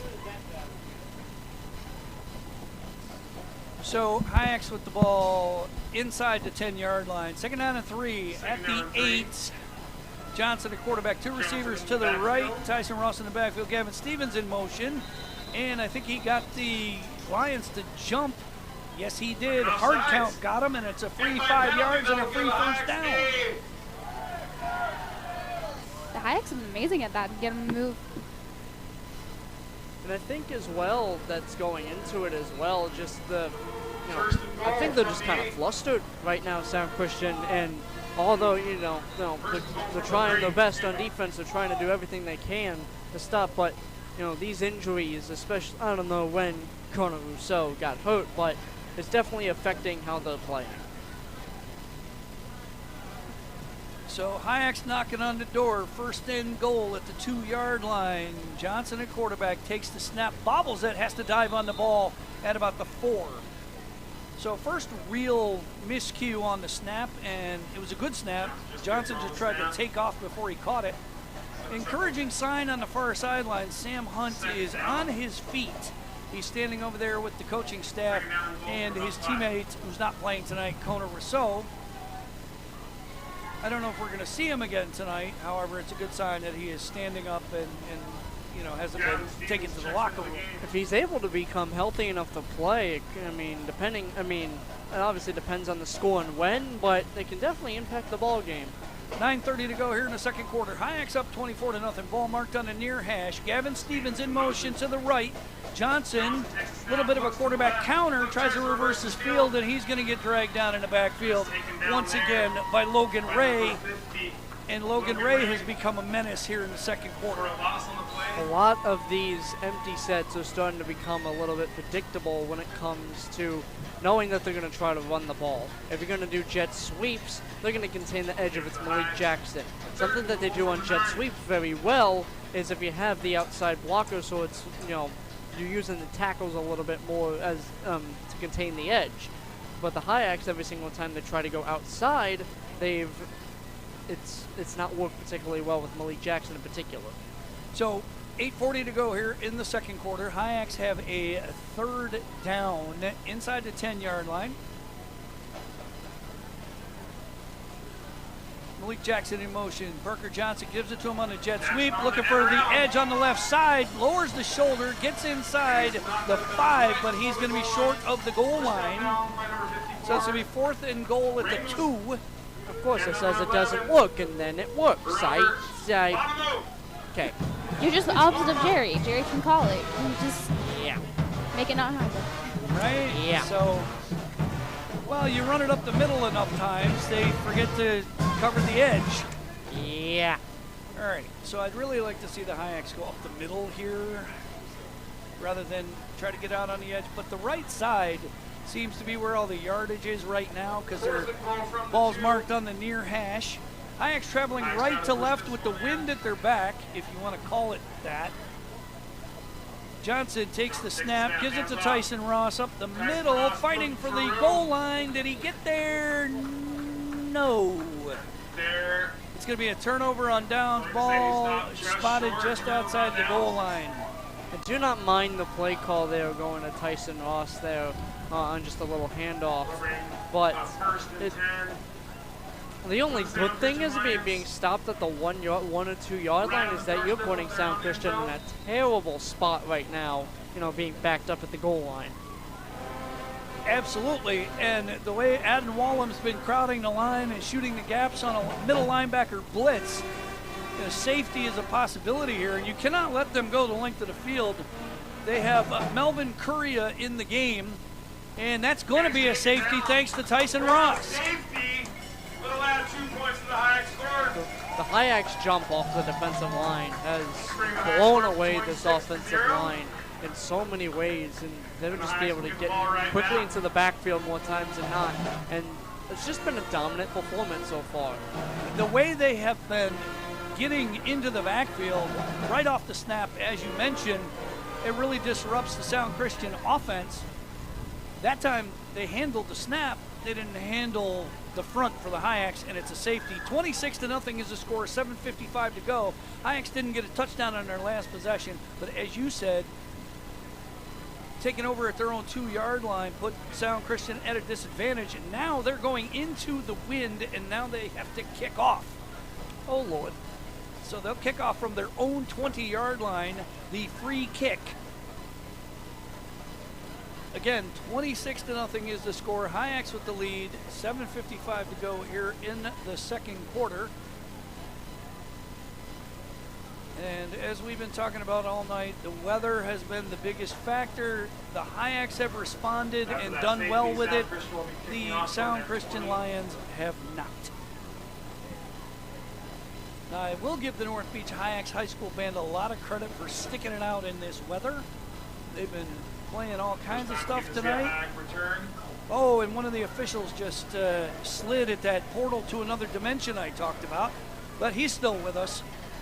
It's not a Doctor Who episode yet.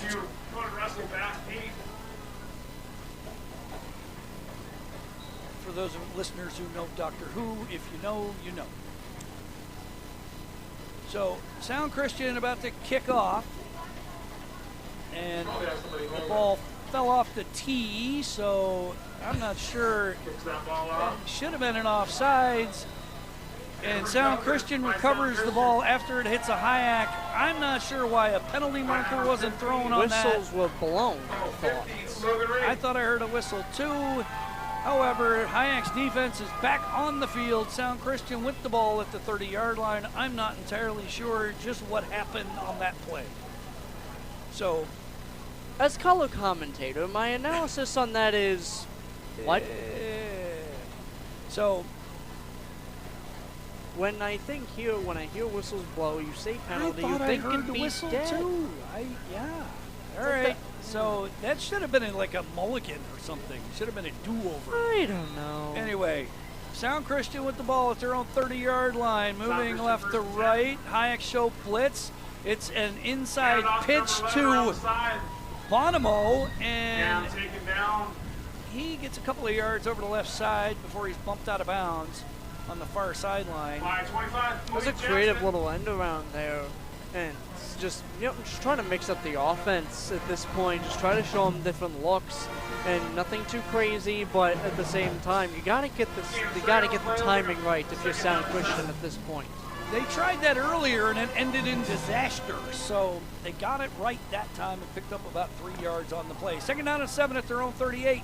Man in motion. Hyak's blitz. This time Lester is going to get hit in the backfield and dragged down by Adden Wallam. Big loss on the play. Wallam is taking advantage of these conditions, especially just being able to.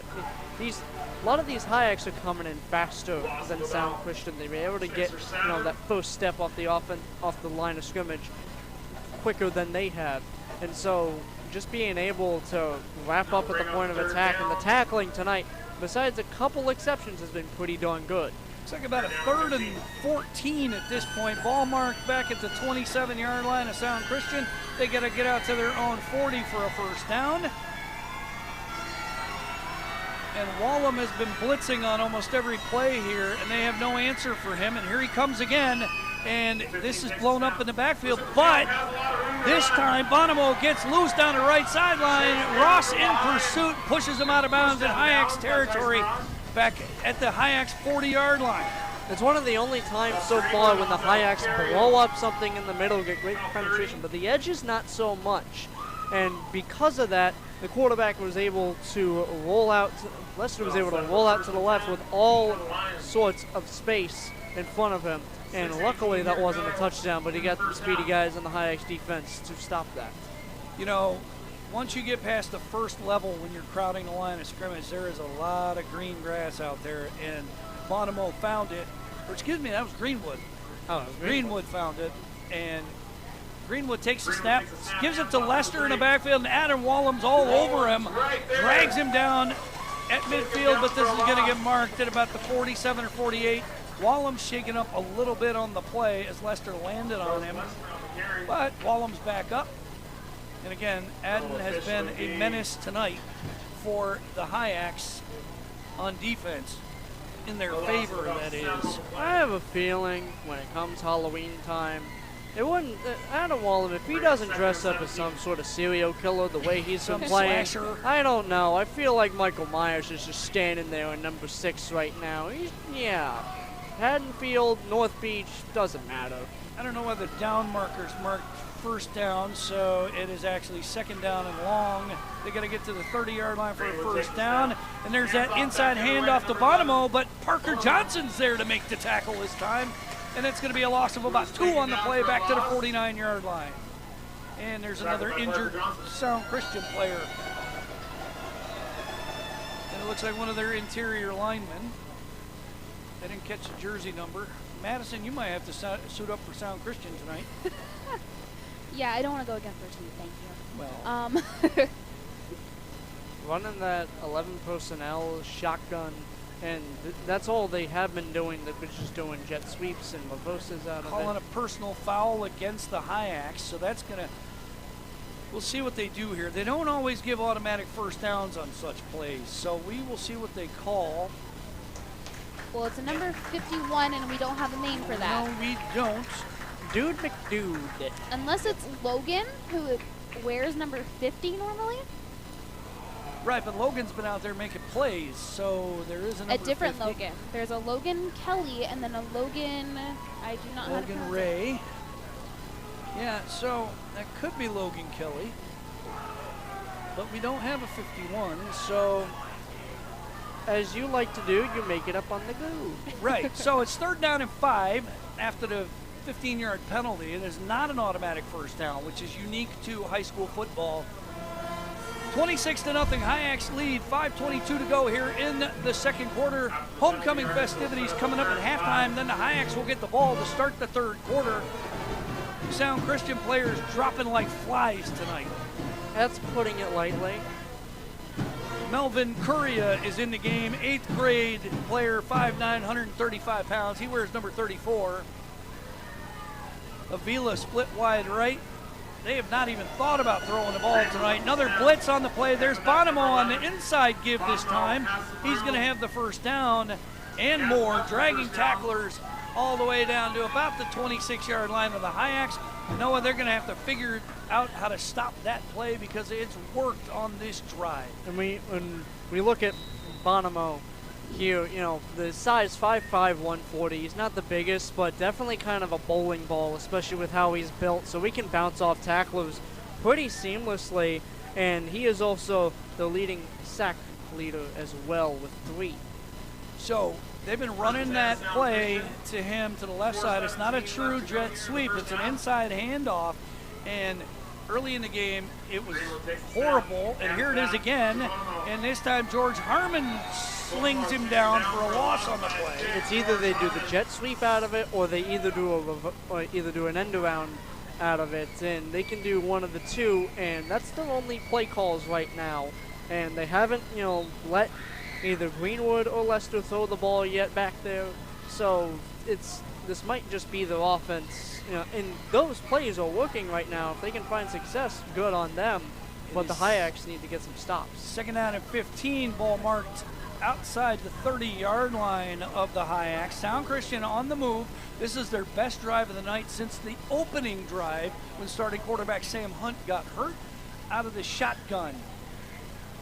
Blitz coming from the Hyaks. Wallem there. Isaiah White Frisbee there. It was the ball out. The ball's out. And do the Hyaks have it? Yes, they do. It was retrieved by Elton Rocky. That's his second fumble recovery of the night. He also had the onside kick recovery, or the boots kick recovery, and return ball is going to be marked at the Hyaks 40-yard line, where it's going to be first down and 10 with 3:15 to go as they look to increase this 26-0 lead. You love seeing a senior make plays on a night like this. You know, he's making a big impact, and he was, runner-up for Player of the Week last week, but we love ourselves some Gavin Stevens around here. Yes, and we're digging some Elton Rocky tonight. So Parker Johnson out of the shotgun. Direct snap to Tyson Ross up the middle, plowing ahead, and he gets about 9 on the play. Finally brought down by Cooper Reinmuth. Kind of did it there, but still went inside the butt. A lot of the times in the last few weeks, the Hyaks' bread and butter is, the single wing. Tyson Ross runs where Parker Johnson is next to him, whether it's the right or left side. But they haven't done it that much tonight. And so far, you put up 26 points. So the Hyaks' scoring has stalled a little bit here. However, 26-0 lead. Low snap. Hyaks have to try to dive on it. And the Hyaks will turn the ball right back over. Johnson can't recover it. Logan Ray comes up with the fumble recovery at the Hyaks 45-yard line. And because Tyson Ross went right past in the motion, he didn't even know what was happening. If he was aware of what was happening, he'd probably be able to pick up the ball that was right behind him. So it was funny on the last possession for Sound Christian. I was going to say, well, did they throw the ball? I think if they tried to throw the ball, it would go the opposite direction. Probably. So Parker Johnson will shake it up on that last play. Here comes Sound Christian's offense. Greenwood at quarterback out of the shotgun. He's got Micah Lester back there with him as a wing back. Jet sweep to Lester over the left side. Adam Wallem, first one to get there along with Gavin Stevens. It's going to be no gain on the play. Second down and 10. Clock running, 2:13 to go here in the second quarter. And the thing is with this kind of offense that Sound Christian is running, there really isn't, the 2-minute drill out of this. And even though we don't really see many 2-minute drills when it comes to 8-man 1B, but not having, the willing or the ability to pass the ball right now is going to hurt. Like I said, I think if you threw into this wind, it's going to go backwards. It would end up at the beach. So second down and 10, ball marked at the 45-yard line of the North Beach Hyaks. Sound Christian with the ball after the fumble recovery. Shotgun. Hyaks crowding the line of scrimmage. Blitz coming. Chasing Greenwood. They slow him down. Harmon's there, and then a whole bunch of black jerseys wrestling down at the 49-yard line. It's going to be third down and long. 1:24 to go. And does Brent Washy start using timeouts? I think you consider it right now, and that was just a big jet sweep. Power off that left side, and the Hyaks powered the power there. I'm not saying that again, good lord. Anyways. Power squared. Yeah, okay. Well, I ruined it, you ruined it more. Here we go. Hey, at least I'm not in the equation. Yeah. So, ball marked at the Hyaks 49-yard line. Third down and long for Sound Christian. They've been moving the ball better their last couple of possessions. 15. Picked up a couple of first downs. They have not threatened the red zone yet. And there goes Greenwood over the left side. Plenty of running room. Gavin Stevens in pursuit. Escorts him out of bounds, but that's going to be a first down for Sound Christian. I could have sworn pre-snap that Azila moved about a week before the ball was snapped there, but it was not called. Avila's had trouble figuring out where the line of scrimmage is all night. Yeah. That's first and 10. Sound Christian Lions. So the ball is marked inside the 35 of the Hyaks. First down and 10. 36 seconds to go here in the first half. Sound Christian could really use a score here. Man in motion, handoff to Lester on the jet sweep, looking for running room over the right side. Finds some. Stevens whiffed on the tackle, and it's going to be about a 6 or 7, call it a 9-yard gain. Has some clock And issues, I know. timeout taken by Sound Christian. Ball marked at the 26-yard line. And having trouble getting the clock stopped here. It keeps ticking away, and even though a timeout's been called. So we're going to have to put some time back on the clock here, I would imagine. So here comes the referee approaching the Hyak bench. Our clock operator, Mike Hawkins, will have to put some time back on the clock. So, again, Sound Christian with a couple of wrinkles in their running game, Noah, that we expected, but since Sam Hunt and Kona Rousseau not playing, we didn't expect them to get that creative. Well, that creativity's got them on the move here. When it comes to the run game right now, you've been doing a lot of different verses, been a lot of different things, but now, especially in this drive, you go to the straight jet sweeps. You're kind of catching the Hyaks off guard because it's more of a straightforward play in comparison to what they've been doing, recently, and they're starting to get the timing down on these plays. So 30 seconds put on the clock, and here is that little pitch to Bonomo, but this time the Hyaks read it. Adden Wallem is there. There's a penalty marker on the play. We'll see what the call is. Clock stops with 25 seconds to go here in the second quarter. So there was that little pitch or pop pass to Bonomo, and Hyaks read it perfectly. And we got another personal foul on the Hyaks. So this one is actually going to be a 15-yard variety on the face mask. So it looks like Wallem came in a little high on that. That's going to move Sound Christian all the way inside the Hyaks 15-yard line down to about the 12. So Hyaks finally figured out that play, but got a little too aggressive on the tackle. Jet sweep over the right side, cuts back inside. That's Lester looking for the end zone. He's not going to find it. He's bottled up at about the 5-yard line. The blocking and the edges on those jet sweeps have been a lot better for Sound Christian. Has been a lot better for Sound Christian on those jet sweeps and just being able to get it up the middle. And, you think the yards are right up the middle. You're mainly true. Good on you. Well, the Hyaks have been able to get up the field on the edges, and so there's a cutback lane there.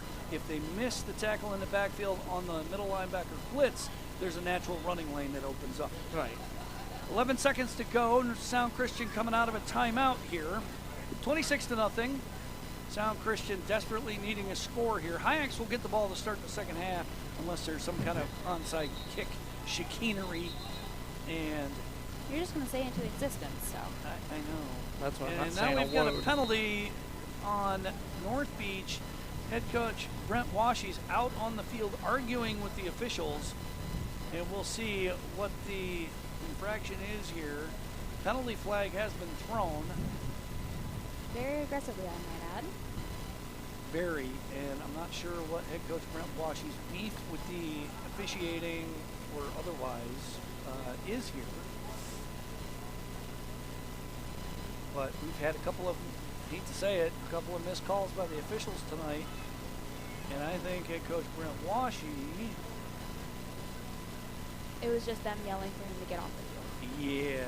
Not ejected, just off the field. Because that would be the thumb, you know, Correct. right? Anyway, there's that pitch up the middle. Bonomo has it, looking for the end zone, and they are going to stop him. The ball's out, but they're going to say forward progress, and he gets to the, not sure where they're going to mark it. Forward progress to stop. And clock should Bonomo on the carry. be, clock stops now. Bonomo, thank you. And it's going to be first and goal for Sound Christian. Clock I like winding, it they're now. going to try to get a playoff, and that's going to do it for the half. Somebody call timeout. I didn't think they had any timeouts Sound left. Christian. There are no timeouts left. And yeah. the clock expires. We go to halftime with the Hyaks preserving a 26-0 lead. Sound Christian did get something going there late in the second quarter. They were knocking on the door. Head coach Brent Washy having some conversation with the officials here. Not sure what they're talking about. It could be the fact that Avila for Sound Christian keeps moving before the snap. Or like Jawan Taylor for left tackle for the Chiefs. Kansas City Chiefs false starts every play, and Every they never play. call it. He could be arguing the call on Adden Wallum on the face mask. Could be anything here. And, if we had a sideline reporter, maybe we could find out what's going on. Oh, but, be quiet. I'm not going down there. I might go down there for an interview with the coach, but no. That'll be after the game. No, I'm just kidding with you. There is no way I'm sending you out into this. So, If the world can see the side eye I'm giving you right now. It's a good side eye. I did get a text, and somebody, sent a nice picture of us on the big screen TV. So, yeah, somebody's watching the YouTube feed. But you're watching Hyak football on KOSW 88. Watching on the radio. You've got Hyak football on KOSW 88.9 FM, streaming at KOSWRadio.com, simulcast on North Beach TV, cable channel 68, and streaming with pictures on North Beach TV's YouTube channel. I'm Jerry Knack, along with Noah Knack and Madison Crooks. Noah, 26-0 Hyak. What'd you see? Well, I saw a Hyak team that came out a lot more aggressive than Sound Christian right off the jump. It does help when you don't have, your top two playmakers, Sam Hunt and Kono Rousseau. And with Sam Hunt getting injured, that killed the opening drive heavily. And I don't know how you can heavily kill something, but I guess you can. And they just, Anyways. Murder by death. Murder by death, yeah. Just being able to take advantage of the line of scrimmage right off the jump. Your offense did a lot of good things early on, especially in that run game, which should be a bread and butter, getting Malik Jackson the ball early and often. And you're doing a lot of good things. Your tackling is there, and, there's been some personal fouls and stuff like that with the Hyak tackling game, which has not been ideal, but I'd rather them be aggressive than just passive on defense, just going after the angles and stuff like that. And in this weather, you've had one drop snap, and we've had a couple fumbles, but ultimately you're not making, the biggest mistakes in the world, and you've only had one turnover. And Sound Christian got something going there at the end of the half. As you said, some 15-yard penalties, and kept that drive going. And the Hyaks are daring them to pass the football. Yeah, and the problem is you're daring a team to pass when you don't have a quarterback. So you're playing a defense where you're crowded on the line of scrimmage, you're doing all these things, but the problem is you can bounce it outside on a lot of those unless you get immediate edge penetration. So you're relying on relying on that. So it's just the defense is kind of a one-trick pony right now. It's worked for the most part, but when a lot of these jet sweeps get to the outside, it can hurt them. All right, so we are going to throw it back to the studio for a little bit. We're going to take a short break, and then when we come back, we'll have the homecoming festivities. There is going to be a parade tonight, not the usual classic. Yes, TV will stay with you, but we're going to throw it back to Trey Smith, our engineer in the studio. The procession for homecoming has started. No classic cars tonight, but a couple of pickup trucks and an SUV. So we'll throw it back to Trey Smith for a short break, and when we come back, we'll have homecoming festivities for you from Lieutenant Jim Davis Field, North Beach High School, here in Ocean Shores, Washington. Trey?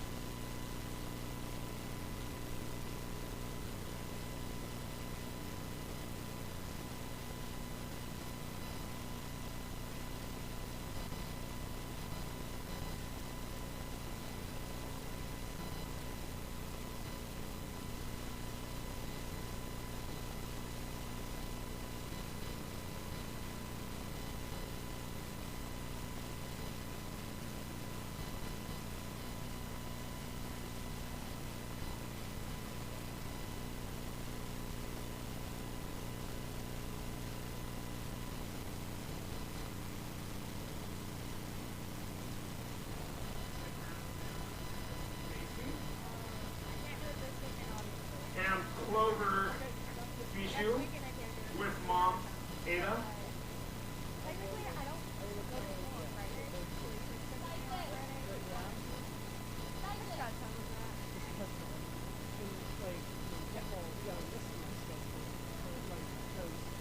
And finally, our seniors who are being driven around the track.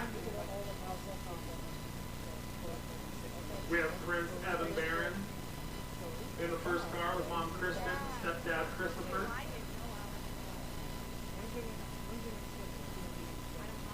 And with him will be Princess Eva Free with mom Becky and dad Steve. Driven by Wendy McCoy.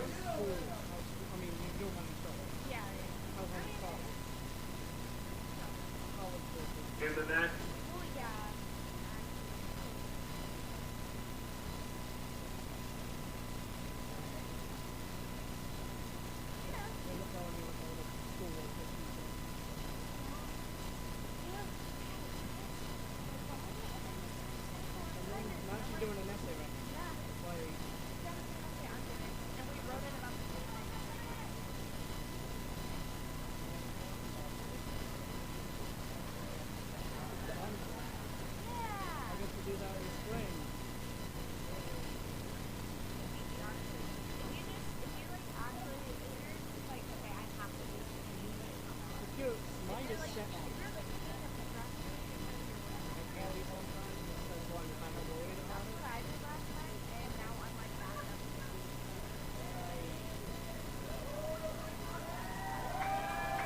Evan Barron, Eva Free.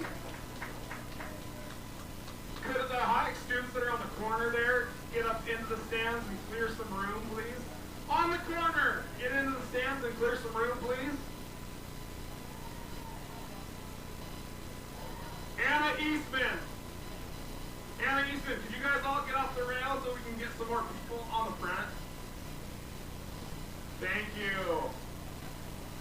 Into the stand. Thank you. Okay, students, move quicker than that. In the stand.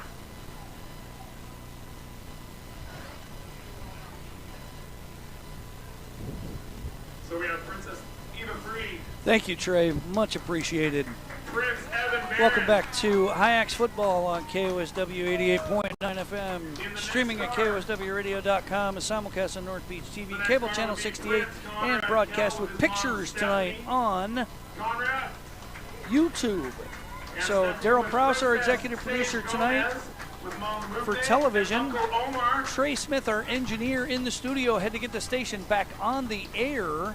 Terrestrial radio went out. Trey had to employ the backup transmitter, so we are back on the air. Live stream was fine, but we lost the over-the-air signal, which is back in. And Madison, what's happening? So right now we have Driven by Cam, we got Hyaks, our Prince, homecoming Elton court, Rocky. slowly filling up. We have our freshmen, sophomores, and juniors already announced and currently listing off our senior court. And here in a few minutes, we will know who is our 2024 homecoming king and queen. Well, we know who it is, but we're not saying. Yes, we're not we saying. know, No but- spoilers. Not tonight. No spoilers tonight. But yeah, so the wind is blowing from the east. The rain's coming down in sheets. The Hyaks have taken advantage of some Princess injuries. Jocelyn Mosner, accompanied by her dad Grayson. So And Elton Rocky. 57 Once again, degrees here we go. outside. It's called a Princess. drizzle. Rain's supposed to stop in 7 minutes. I'll believe it when we see it.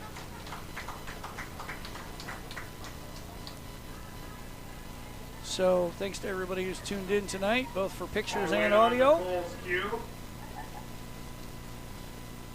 And we've got the homecoming festivities taking place here at Drum roll, Lieutenant Jim please. Davis Field. And the king and queen are... And the king. And queen. Jocelyn and Conrad! Your king and queen 2024! Conrad Kell and Jocelyn Mosner. Congratulations. Conrad wears number 50 on the football team. He is A 6 foot 1 inch, 190 pound senior, plays offensive and defensive line, does a few other things. And there is your king and queen. Jocelyn was a little, a little surprised there. I don't know why she is. She is a very talented, smart individual. She is loved, and of course she give it is up for your beautiful. homecoming court.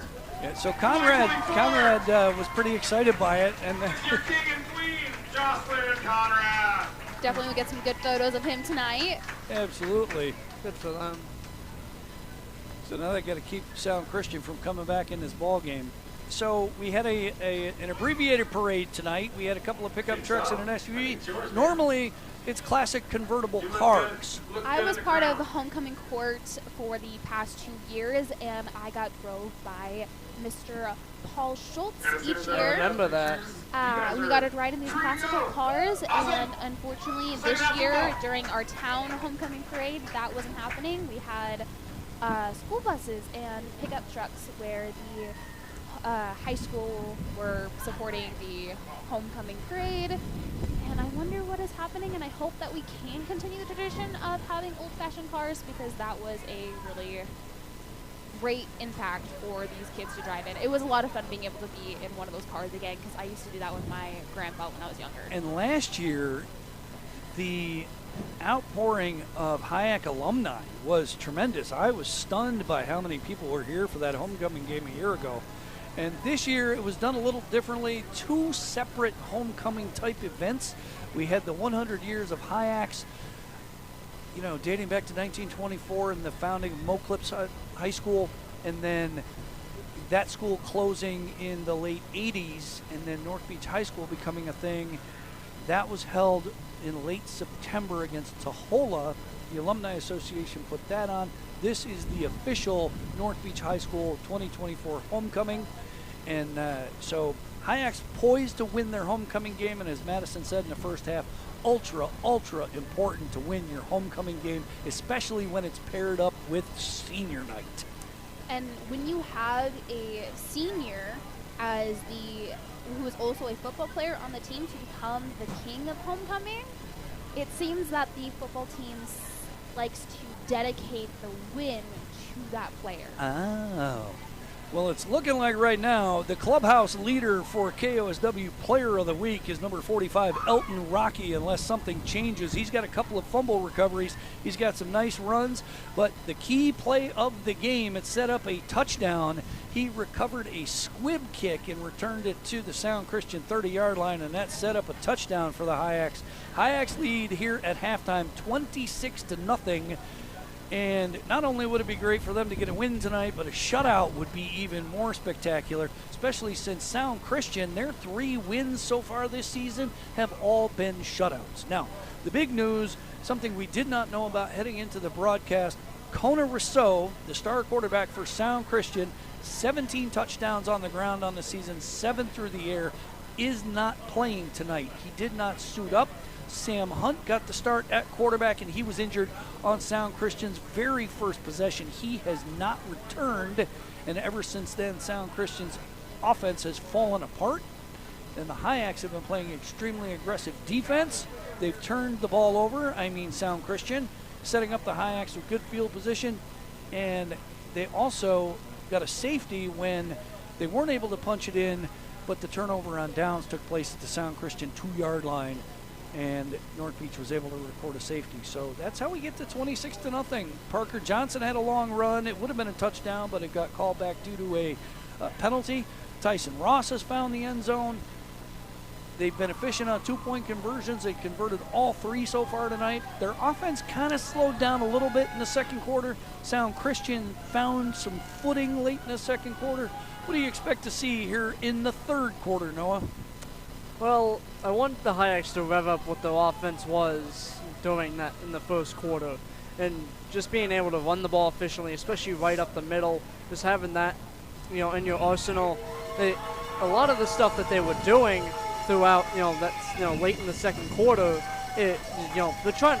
Sound Christian's catching on to what they've been doing, and so obviously you don't want to throw the ball in this kind of weather, even though it's more of a drizzle instead of whatever the heck we had. I probably could throw it about 100 yards with the wind at my back at this point. I blow out my shoulder doing it. Yeah, I was about to say. Hyaks are taking the field. They're at midfield, hopping up and down. Sound Christian coming back out. We'll see what happens here in the second half. Again, Sam Hunt injured early on. A couple other players shaken up, but they've managed to come back into the game. Adden Wallum has been a menace all night long for the Hyaks defense, and he's been blitzing almost every play from his middle linebacker spot the last couple of drives, and he's been disrupting everything. George Harmon has been living in the backfield the last couple of series. But what happens, as you pointed out, they've been able to escape on some of those plays and pick up some big yardage if the Hyaks don't make the tackle in the backfield. And, you know, even though last week was a little bit better when it comes to tackling for the Hyaks, before then the tackling for them was just not good. Thank you. There you go. That was probably the best way I can put it. And so it being improved the last couple weeks has definitely helped tonight. And when they're getting off the ball a lot quicker than Sound Christian, it's helping them to make the tackles. They're making sound plays in the backfield in particular, and you're putting them in bad predicaments on second and long. And when on the Hyak side, when it comes to offense, early on in the game, you're getting some really good first down gains to set you up later down the road. And hopefully we see that a little bit more. It started later down the line, it was more the 2nd and 9, 2nd and 8s, not getting too much penetration. Let's see what they do here in the second half. Yep, Hyaks will get the ball to start the second half. We're taking a look at the weather gizmo on my phone. It says it's 57 degrees outside and drizzle, and the rain's going to stop sometime soon. I don't believe it. It is coming down in sheets. I was just showing Madison that it's a swirling wind now, 27 miles per hour with gusts up to 43 miles per hour. You sure don't want to throw the football in this? No. Okay. Anyway, it says it feels like it's 42 degrees outside. Visibility 3 miles, more like 3 feet. 93% humidity. And, yeah. What did you, what? What? Don't repeat it, but what?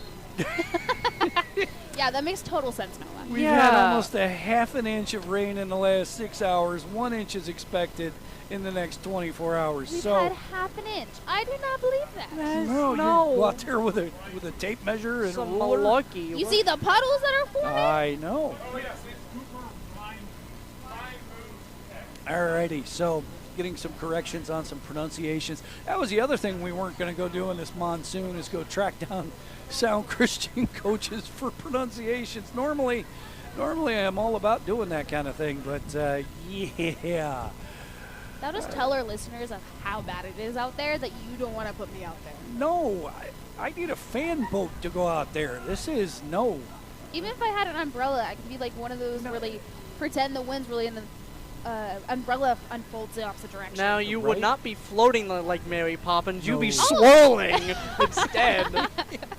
That would be a sight to see. Right, so That's why we don't have you out there, so we don't see it. right. You know, we were worried about you getting chased by the oogity boogities in Oakville. I don't know what's going to come after you in this. We It's would like- only know.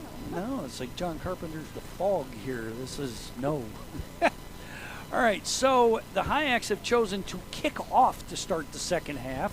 It is their choice to do that. I'm a little surprised. So 26-0 is the score. Hyaks have the wind at their back in the third quarter. Hyaks will kick off. So interesting option here. But since their defense is playing so well, I kind of don't blame them. Especially with how the score is. Yep, so Parker Johnson, the last couple of kickoffs for the Hyaks has faked it, and Tyson Ross has actually put his foot into it. We'll see if they do any of that here. And like I said earlier, Relton Rocky recovered a pooch kick and set the Hyaks up in good field position. If you look at Sound Christian, they have nobody deep, so that is another option they have. Yep, and here it comes again, and it skips right through, and it stays in bounds, but then it goes out of bounds at the 34. So it had a little too much steam on that kick, and Greenwood decided not to field it. And it looks like they're going to mark it at the 35-yard line of the Sound Christian Lions. You know, the other thing that I've noticed, crew, is Sound Christian's body language hasn't exactly been all that great. No, and I do think, with the way the, playmakers that they have out, especially with Sam Hunt, the momentum on that drive being killed because he was out, I feel like that's just kind of, been a theme throughout the game because of it. All right, so looks like Greenwood's back at quarterback, man in motion. Lester, he takes the handoff on a jet sweep, looking for running room, spin move. Carrying tacklers finally brought down at about the 42-yard line, gain of about 7 on the play. Several Hyaks brought him down. Taken down by a couple of Hyaks. The problem is, especially with the last drive of Sound Christian, is that they were finding running lanes out of these jet sweeps and end arounds. They were finding a lot of different, nooks and crannies in that Hyaks defense that they're exploiting, despite no score.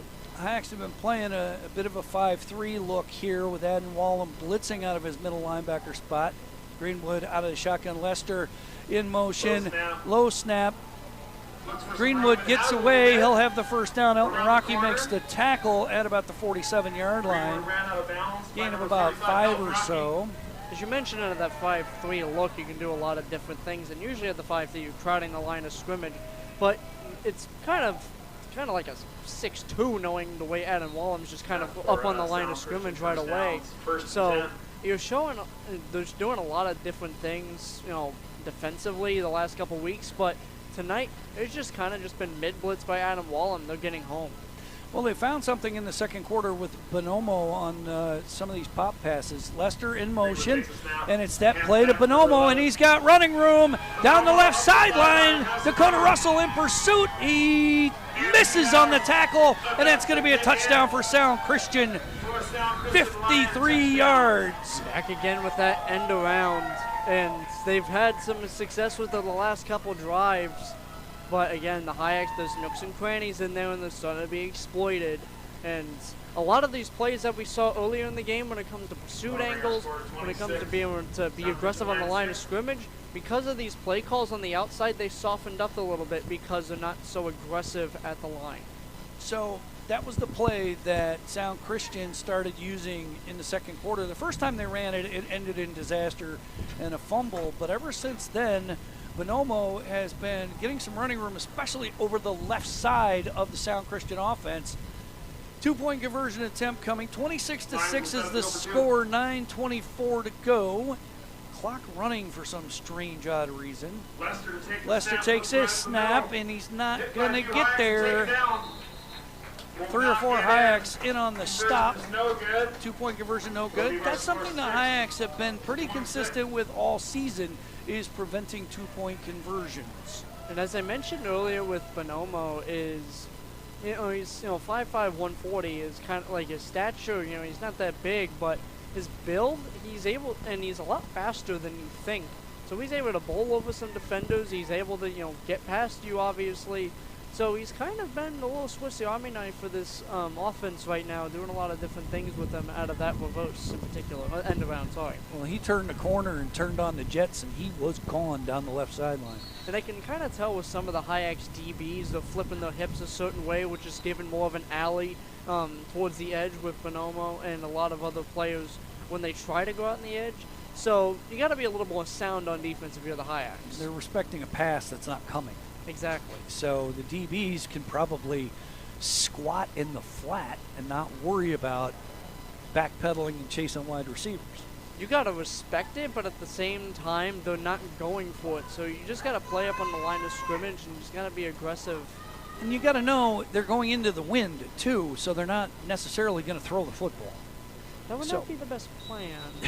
No. It wouldn't be the best plan. It just doesn't mean that they will not do it or Fair will enough. do it. Yeah. Fair enough, but we saw that one kickoff from the Hyaks take a left turn at Albuquerque. So, Sound Christian having to use a holder for the kickoff here. Avila is going to be the kicker here, but the officials have blown this dead. The ball at the 40. Hyaks lined up at midfield. Elton Rocky, Adam Wallem closest to us along the line. Dakota Russell back deep, if you want to call the 30-yard line deep. I don't. Avila going to kick off without a holder, and it's an end-over-end kick. Russell picks it up on one bounce, looking for running room, breaks back over to left, gets a block from Elton Rocky, tries to get outside. Lester is there. He forces him back inside where Gould makes the tackle, but not before he gets to the 48-yard line of Sound Christian, where it'll be a first down for North Beach. It was ultimately decent contained from Sound Christian, just not be able to get Dakota also out, past that first little level of the tacklers, even though he did get some good yardage there. This will be good for the Hyak's offense in decent field position. If Micah Lester doesn't force him back inside, Dakota's still running. Indeed. All right, 1st and 10. Call it the 49-yard line. Parker Johnson's the quarterback for North Beach. Energy's kind of gone out of the place with the 20-point lead for the Hyaks. They started to have a little trouble handling the ball at the end of the first half. Low snap. Tyson Ross has it, trying to get around the outside.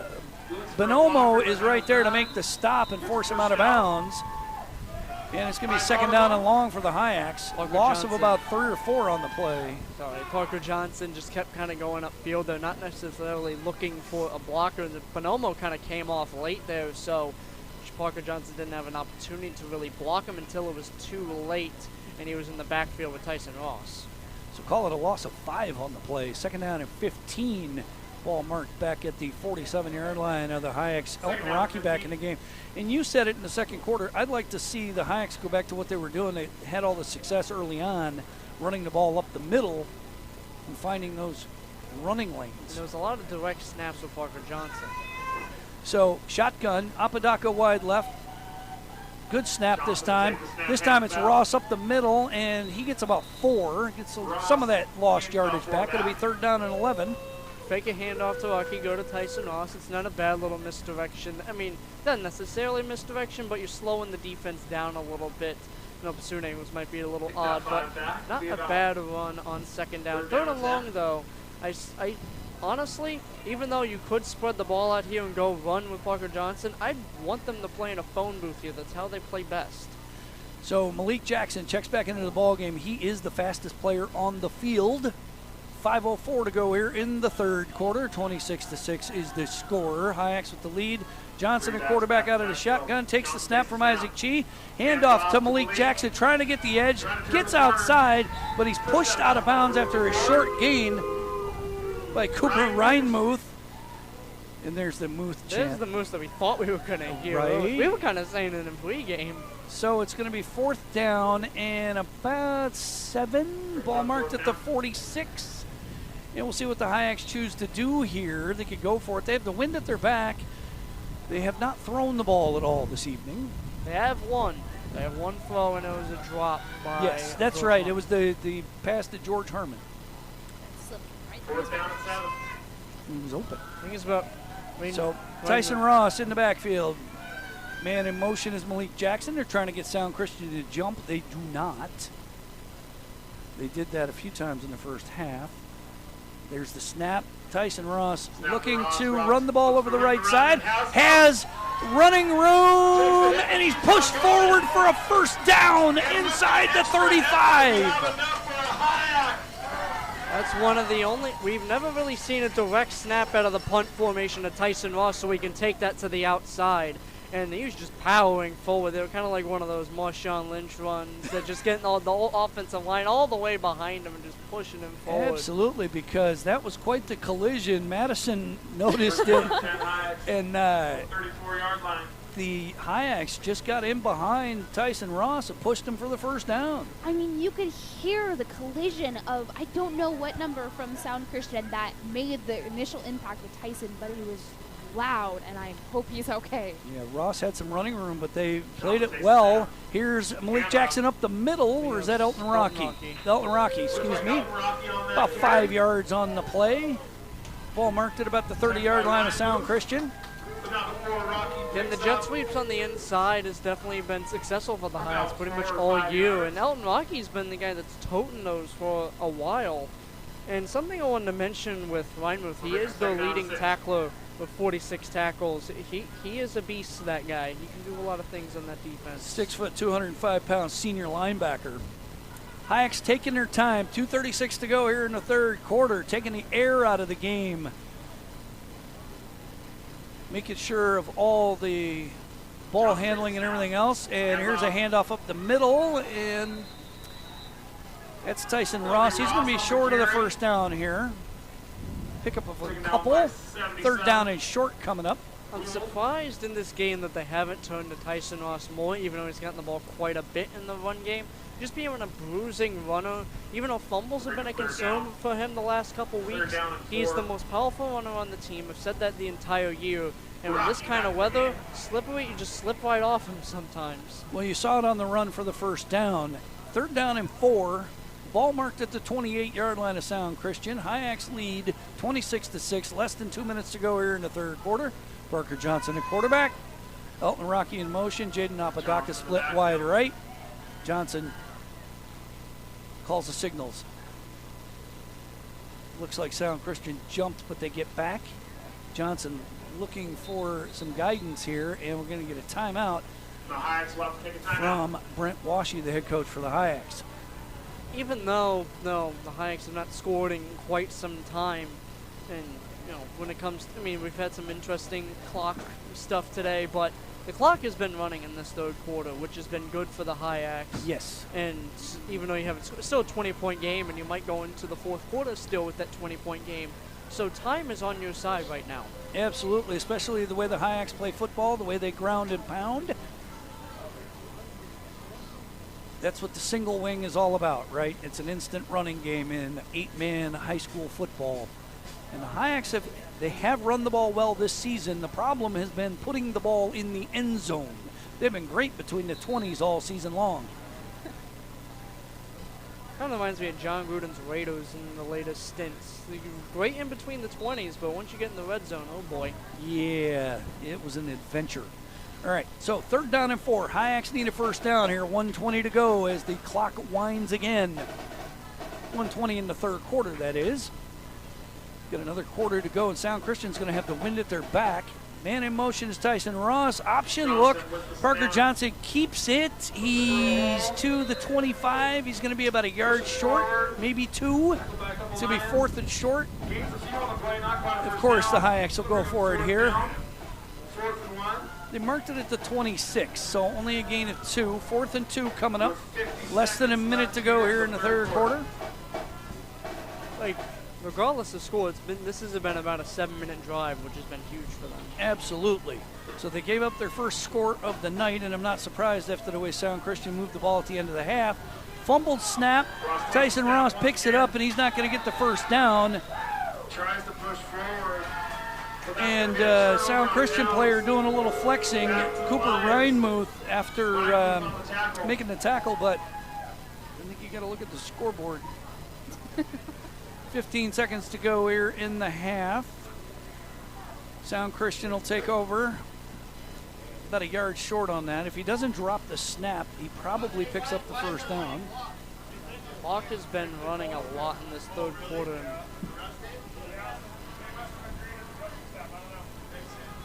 So now it's sounding like they've just kept the running. Yep. End of the third quarter. Hyaks with the 26-6 lead. I don't know if that's because of the score, the weather, lack of players on the Sound Christian side as their depth has been injured this evening. To be honest, it could be all above. Yep. So we've had a running clock here the entire second half. We're going to go to the fourth quarter with the Hyaks with the lead. Sound Christian with the ball. They scored the last time they had it. Hyaks having trouble defending that end around with number 11, Robert Bonomo. He's a junior, 5'5", 140. As Noah said, he's a tight end, but they use their tight ends and wide receivers like running backs. It's almost like a U.S. Naval Academy or Army-style offense without the triple option part of it. But you use your wing backs in end arounds and jet sweeps. Right, and it's a unique offense, even though just the amount of jet sweeps that they do run, it can get predictable, but if you're good at it, you're good at it at the end of the day. And the Hyaks have taken away the quarterback runs up the middle for the most part, and especially after Sam Hunt left the game with an injury on the opening possession. So, clock is set, 12 minutes. 12 minutes for the Hyaks to secure their second victory of the season. We'll see if they do it. Lester with the handoff on the jet sweep. He's got some running room over the left side. And it's Malik Jackson knocking him out of bounds. And it's going to be a nice gain on the play for Leicester. Looked like Parker Johnson might have been held on the play, but no penalty. It's going to be about an 8-9 yard gain on the play. Second down is short. And if Sound Christian does score on this drive, I'd honestly be worried if you're a Hyak offense, because even though there is a running clock, you got to have some urgency to score. You do, and the Hyaks haven't had any big chunk plays in a while, not since the first quarter. So Leicester at quarterback here, I believe. No, that is Greenwood. Leicester is a wingback. He's in motion. Bobbled snap. Whistle on the play. Penalty. And they're going to call offsides on the Hyaks here. Self-inflicting wounds for the I'm Hyaks. not entirely sure what happened here. I don't either. Automatic first down for Sound Christian. I'm not sure what's been going on with the officiating tonight. I don't know either. But, yeah. There's been a couple of mystifying calls and a missed call or two. So Avila trying to get lined up right here. My money says it's a jet sweep to the right. There goes Leicester. It's a fake. It's Bonomo, and Parker Johnson's waiting for him. Drops him after a minimal gain, maybe a yard. You're not Tony Romo when it comes to predicting plays, okay? And I didn't predict that one right at all. Exactly. You didn't predict it. No, I didn't. No, that's your job. That's why I don't say anything, because it bends. Yeah. Or you just let it play as it plays. Just watch. That's what I've been trying to do lately. Parker Johnson's been playing a lot more defense lately, and he's been very effective on that side of the ball. All right, second down and 10, no gain on the play. Greenwood at quarterback. Lester's the wing back. He's in motion. He takes the jet sweep snap, and George Herman's there to wrap him up, and Isaiah White Frisbee finishes it. And Parker Johnson's signaling Hyak's ball here, but not sure what's happening. And we got an injured player. George Harmon blew that play up in the backfield, and it went nowhere. So there's going to be a loss on the play. It'll be second down or third down and long here.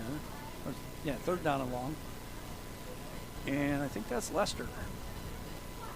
And of the players they have left, he is their most exciting player.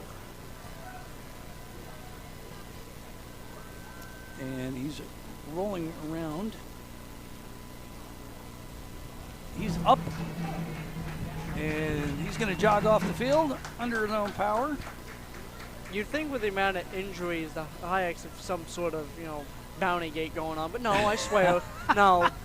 Well, it's not that kind of party. Even though they're on Steelers uniforms, they're pulling some Saint stuff. No, we're good. It's third down and about 15. 9:30 to go in the ball game. Hyaks with a 26-6 lead, trying to hang on for their second win of the season. Let's hope Sean Payton isn't listening to me as we speak right now. No, I just think Adam Wallum and George Harmon have been really aggressive when they bring the Sound Christian players to the ground. They just seem mad. I would be too. Yeah, the way this season is gone, and right? I'd rather them be mad than not want to play at all. Wind at their back. I wonder if we see Greenwood put one up here. Avila wide left. That's Curria in motion. Band making a lot of noise. Bonomo in the backfield, and he's going to be tackled by Adam Wallum immediately on the middle linebacker blitz. Jump the snap perfectly. Yes, he did. And obviously we've seen the mid blitz out of Adam Wallum pretty much all night, but it didn't matter what they were going to run there, whether it was the quarterback keeping it, or it was going to be a jet sweep. It could have been a jet. I don't think it was going to work. No, that one flamed out, didn't it? Uh-huh. Oh, that was a good one, and you know it. Yeah. Yeah. Mm-hmm. That was one of your better ones now. Yep. It is 4th and 19. All the way back at the Sound Christian 30. Wallum on the blitz again. Bonomo gets it. He's over the right side. He's got running room, cuts back, Elton Rocky's there to make the stop long before he gets to the first down marker. It is going to be a turnover on down, and Hyak's football in Sound Christian Lions territory. The Hyaks definitely cranked up the intensity on that defensive drive, and that's what they needed to do. And if you allow a score there, it's a two-score ball game, and you could not have that, especially when your offense hasn't done much. They've done enough. They've done possessed the football, right? So under 8 minutes to go, 26-6 is the score. Ball is marked at just outside the 35-yard line of Sound Christian. Malik Jackson checks into the game for North Beach. As you said, it would be nice to see them get some points here, salt this thing away. They haven't scored since the early second quarter. So Parker Johnson calls the signals. Tyson Ross up the middle, pushes his own guy out of the way, dragging tacklers. Bonomo strips the ball, and it is recovered by Bonomo. It sure looked like Ross might have been down on the play, but now he's down on the field, and Bonomo takes it away, and it is Sound Christian ball at the 27-yard line. He stayed with it and stripped the ball from Tyson Ross. Mentioned fumbling issues to Tyson Ross the last few games. I know it's slippery weather, but it still adds to the narrative that he's had some fumbling issues. Both middle linebackers, Bonomo and Adam Wallum, good nights tonight. They've especially in the second half, Bonomo's showed out. And Cooper Reinmuth has had a nice game tonight too, especially in the second half. All right, so Hyaks give the ball back after a turnover on downs. Ross fumbles it back. So Greenwood at quarterback, Bonomo in the backfield with him, and this time that goes nowhere, and it looks like George Herman on the play. The TFLs have to be in the double digits at this point for the Hyaks. It's got to be north of 20, right? Yeah. So Madison, does it look like the rain's lit up at all? I think our phone apps are a little off tonight. Oh, no, not at all. Yeah, no. It looks like the rain is going in circles, actually, over the field. If you go onto the TV tonight, you will see that our players are muddy. That they are not a gold anymore, but more of a brown. Like a brown mustard. Yes. Yeah, and their jerseys are plastered to them, soaking wet. Yes. All right, Greenwood calls out the signals out of the shotgun. Bonomo takes the jet sweep snap, and Adam Wallum is waiting for him back at the 20-yard line. Call it the 21, and it's another big loss on the play, and I think the Hyaks have figured this out. It took them 2 quarters, but they definitely did figure it out. Better late than never, especially, obviously the Hyaks offense has done enough. A running clock definitely does help, but at this point, you got to preserve your players if you're Sound Christian. Yep, 5:52, less than 5:50 now in the ball game to go. Sound Christian taking their time getting the play in. Greenwood has done a much better job of running the offense than when he first came in the game. A lot of drop snaps, bobbled snaps. He's done a lot better with the ball. Avila wide left. Single wingback is Bonomo. He runs across the formation, but Greenwood drops the snap, and it is going to bring up a 4th down and forever. Sound Christian gets back on top of it. That'll be 4th down. So what did I just say about handling the snap better, right? See, I will these things into existence. This is why I'm keeping my mouth shut. Ever since the first couple plays I did, yeah, I'm keeping my mouth shut. All right, 26-6, less than 5 minutes to go. Hyaks with the lead, Sound Christian with the ball, and it is 4th and 25 all the way back at their 15-yard line. The down marker hasn't changed to 4th down, but we know it's 4th down. So we are going to send Madison down to the field at some point to try to catch up with head coach Brent Washy, and so hopefully Madison won't wash away. See what I did there? Okay. 4:30 to go. Sound Christian. I don't know why the down marker still says 3rd down. It is 4th down, and they're changing it now. Low snap. A throw over the right side. That's going to be picked off by Dakota Russell. He's headed for the end zone. It's a pick 6 for the North Beach Hyaks. 2 passes we've seen. 0 for 2. Interception. 32-6 is the score. And at that point, you're just trying to get something. There was a lot of confusion there, and then you just threw a prayer, and Dakota Russell was there to jump it and take that thing to the house to really ensure a Hyak victory, most likely. So we were wondering about Greenwood's throwing arm. We got that question answered. Oh, it was a beautiful throw. It just needed a little bit farther. Yeah, it was a duck. Normally ducks like this kind of weather, but not tonight. All right, 32-6, 2-point conversion attempt coming. Hyak's trying to get the ball in that they want. And I don't think we're going to let Jacob Eden throw the ball anymore.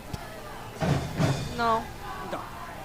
But it's taken a while for this crowd to get back into it, and the defense has definitely risen to the occasion here in the fourth quarter. And here comes Parker Johnson, a quarterback out of the shotgun. 2-point conversion attempt coming. Direct snap to Tyson Ross. He plows up the middle, and I think he is stopped short. So keep our score 32-6. He was right there. And they were able to cut him down just before he could get to the goal line. And he comes up a little gimpy. Feels like he comes off gimpy at least once every game. And this is about the second time. Hey, no Dakota Russell rolling Don't. around up. Don't you even. We got 2 minutes. We got 2 minutes and 42 seconds. He just had to pick six. Yeah, he had a pick six, but we want to make sure he's healthy the whole time. Every game he gets hurt, and I'm not down there this time to help him. You So got, shush. you got 2 minutes and 42 seconds. 32-6 jinx is yourself. the score. North Beach with the lead. It's been 9 years since Sound Christian came this far west. They lost 70-14 the last time, and it's going to be another 10 years before they come back.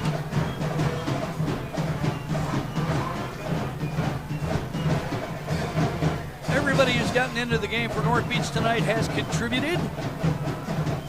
And I don't think I'd want Isaiah White Frisbee landing on me. I wouldn't want Garrison landing on me. Well, yeah, he hasn't played tonight, though. So I don't think he's suited up tonight. Yeah, what grade is that guy? We got some players on the field dancing. We got Isachi and Conrad. There's the kickoff, and it gets kicked. Still on the ground. And Malik Jackson trying to get the ball. Hyaks look like they might have it, and they do. I'm surprised they didn't call some kind of illegal touching. The ball was accidentally kicked by a Hyaks player, and the ball is going to belong to the Hyaks. 'Cause I could hardly tell if it went 10 yards, and I guess it did. It did, and there was a bit of a soccer scramble for the ball. The ball was accidentally kicked, It's the wrong kind of football. and the ball squirted into Sound Christian territory. There's a fight for it. I know that they're discussing whether or not the ball went 10 yards or not. Malik Jackson recovered it for the Hyaks, but we'll see whose ball it actually is. And a discussion with head coach Brent Washy. These have not gone very well for him this evening. No. So, I think they're moving it back. yeah, so they're bringing the kickoff team together. Ball is marked at the 49, and since that's where the Hyaks touched it, they're going to give the ball to Sound Christian at the 49-yard line of the Hyaks. They're being no fun. Sound Christian ball, first and 10. They're doing their job. I don't like it. All right, Hyaks with wholesale lineup changes. Gavin Stevens is out there. Jordan Giraldo's out there. Jacob Eden. So a few of the regulars out there as well. Elton Rocky, Malik Jackson. So there goes Bonomo in motion. It's Greenwood on the carry. He's going to get hit by Big Head and bumped out of bounds at about the 46-yard line of the Hyaks. 1:24 to go here in the ballgame. Hyaks with a commanding 32-6 lead.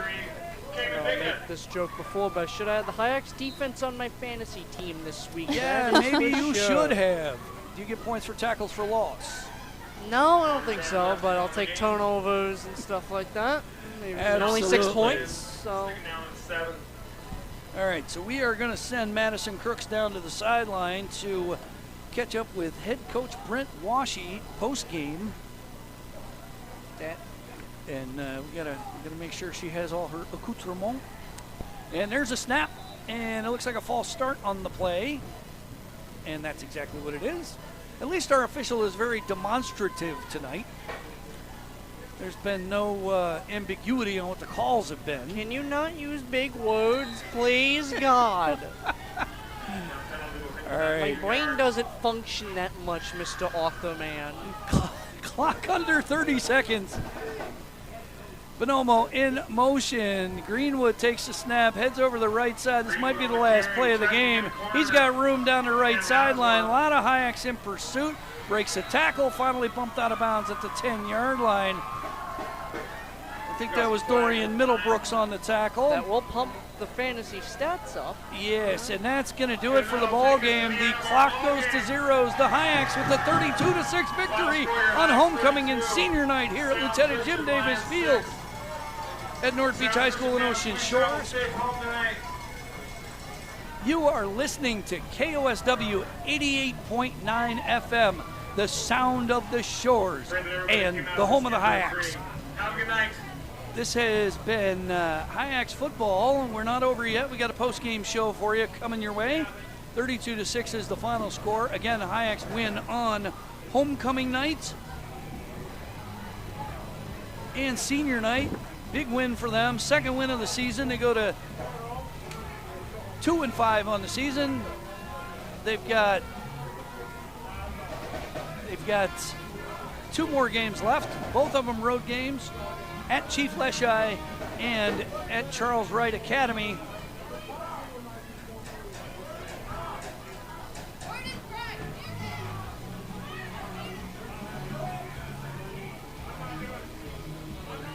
So we're trying to find out what's happening here with Madison. Yeah, there we go. All right, we had to make sure that her technology was working. She's heading to the field. Elton Rocky's going to be our KOSW player of the game. You're darn right. I don't think we're going to get any argument out of anybody. The Hyaks are out there having a grand old time sliding around. And we got some wind. We got head coach Brent Washy. So several of the players for Sound Christian played their hearts out tonight in a losing effort, including Robert Bonomo, junior tight end, Preston DeService, playing the alma mater here. So I salute Sound Christian for sticking it out tonight. They didn't quit. Yeah, and just, the injuries just kept piling up. And it was just a tough game for them ultimately. But, with the Hyaks, what they did well is they took advantage of those opportunities. And it would have been interesting to see a healthy Sound Christian team. But for the sake of the Hyaks, it's just good to get on the win column again. It's, 2-5 feels a lot better, right now. And just having them, just the success of the run game tonight, especially in that first half, is what they should be doing. A couple of years ago, they won 2 games on the season, and both of those games were at Tudor Lake, or against Tudor Lake. Last year, they didn't win any games. So this year, 2 victories. And again, with Sound Christian, that team does not make a whole lot of sense to me. The shutout victories, and then obviously they didn't have Conan Rousseau on the field for them tonight, which, was a big loss for them heading into the game, and Sam Hunt going out. We don't know what kind of game this would have been if he did not get hurt on the opening possession. Yeah, it's just tough to see if you're Sound Christian.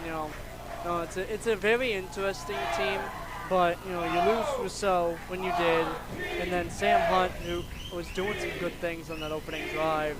It's just a tough for them, and hopefully they can get healthy with the next couple weeks for them. But ultimately, the Hyaks did a lot of good things tonight, and they ran the ball well. The defense played lights out for a lot of the game. There's been a lot of big plays given up in the run game, but you still only allowed 6 points, and you did your job tonight. You did, and even when Sound Christian punched, you punched back. Yeah, and a running clock definitely helps you as well. There was a lot of things going towards the Hyaks way tonight, but definitely but you got to take advantage of it, and that's what they did. All right, Madison Crooks is with a very excited Elton Rocky right now, our KOSW player of the game. Couple of fumble recoveries, a pooch kick recovery, and some rushing yards up the middle. Madison, take it away. All right, Rocky, this is a big night for you. Your senior night, you're part of your homecoming, for second win of the night, and you are a KSW player of the night. How do you feel? I feel awesome. This is like the funnest night I think I've ever had. I want to thank all the fans. They really made this special, honestly. This is awesome. All right, and this is, how many years have you played the football before? I played all 4 of my high school years, and we've never won a homecoming. All right, so we've got a little audio issue here. Do we? Okay. All right, no, you're back. I got you. All right, come a little low because I think the wind's... Yeah, like, I've been playing high school football for 4 years now, and we've never had a homecoming victory. So having this is truly groundbreaking for me, and I'm like absolutely stoked. All right, the wind is wreaking havoc. Madison can't hear you. Yeah, we've lost you. Heard everything Elton said, but now I've lost you. All right, so we've got some technical difficulties here. So, good interview with Elton Rocky. Maybe you can at least have a quick conversation with Coach Washi and relay what he says when you get back up here. But we definitely have some audio issues here. Yep, and we have lost Madison here. So, yep, for some strange reason. But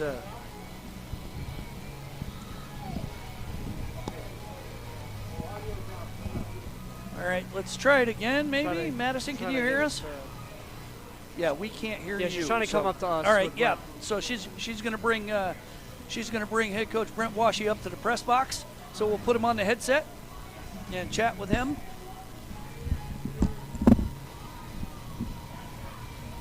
Wrap it up for the TV broadcast. Wrap it up for the TV broadcast.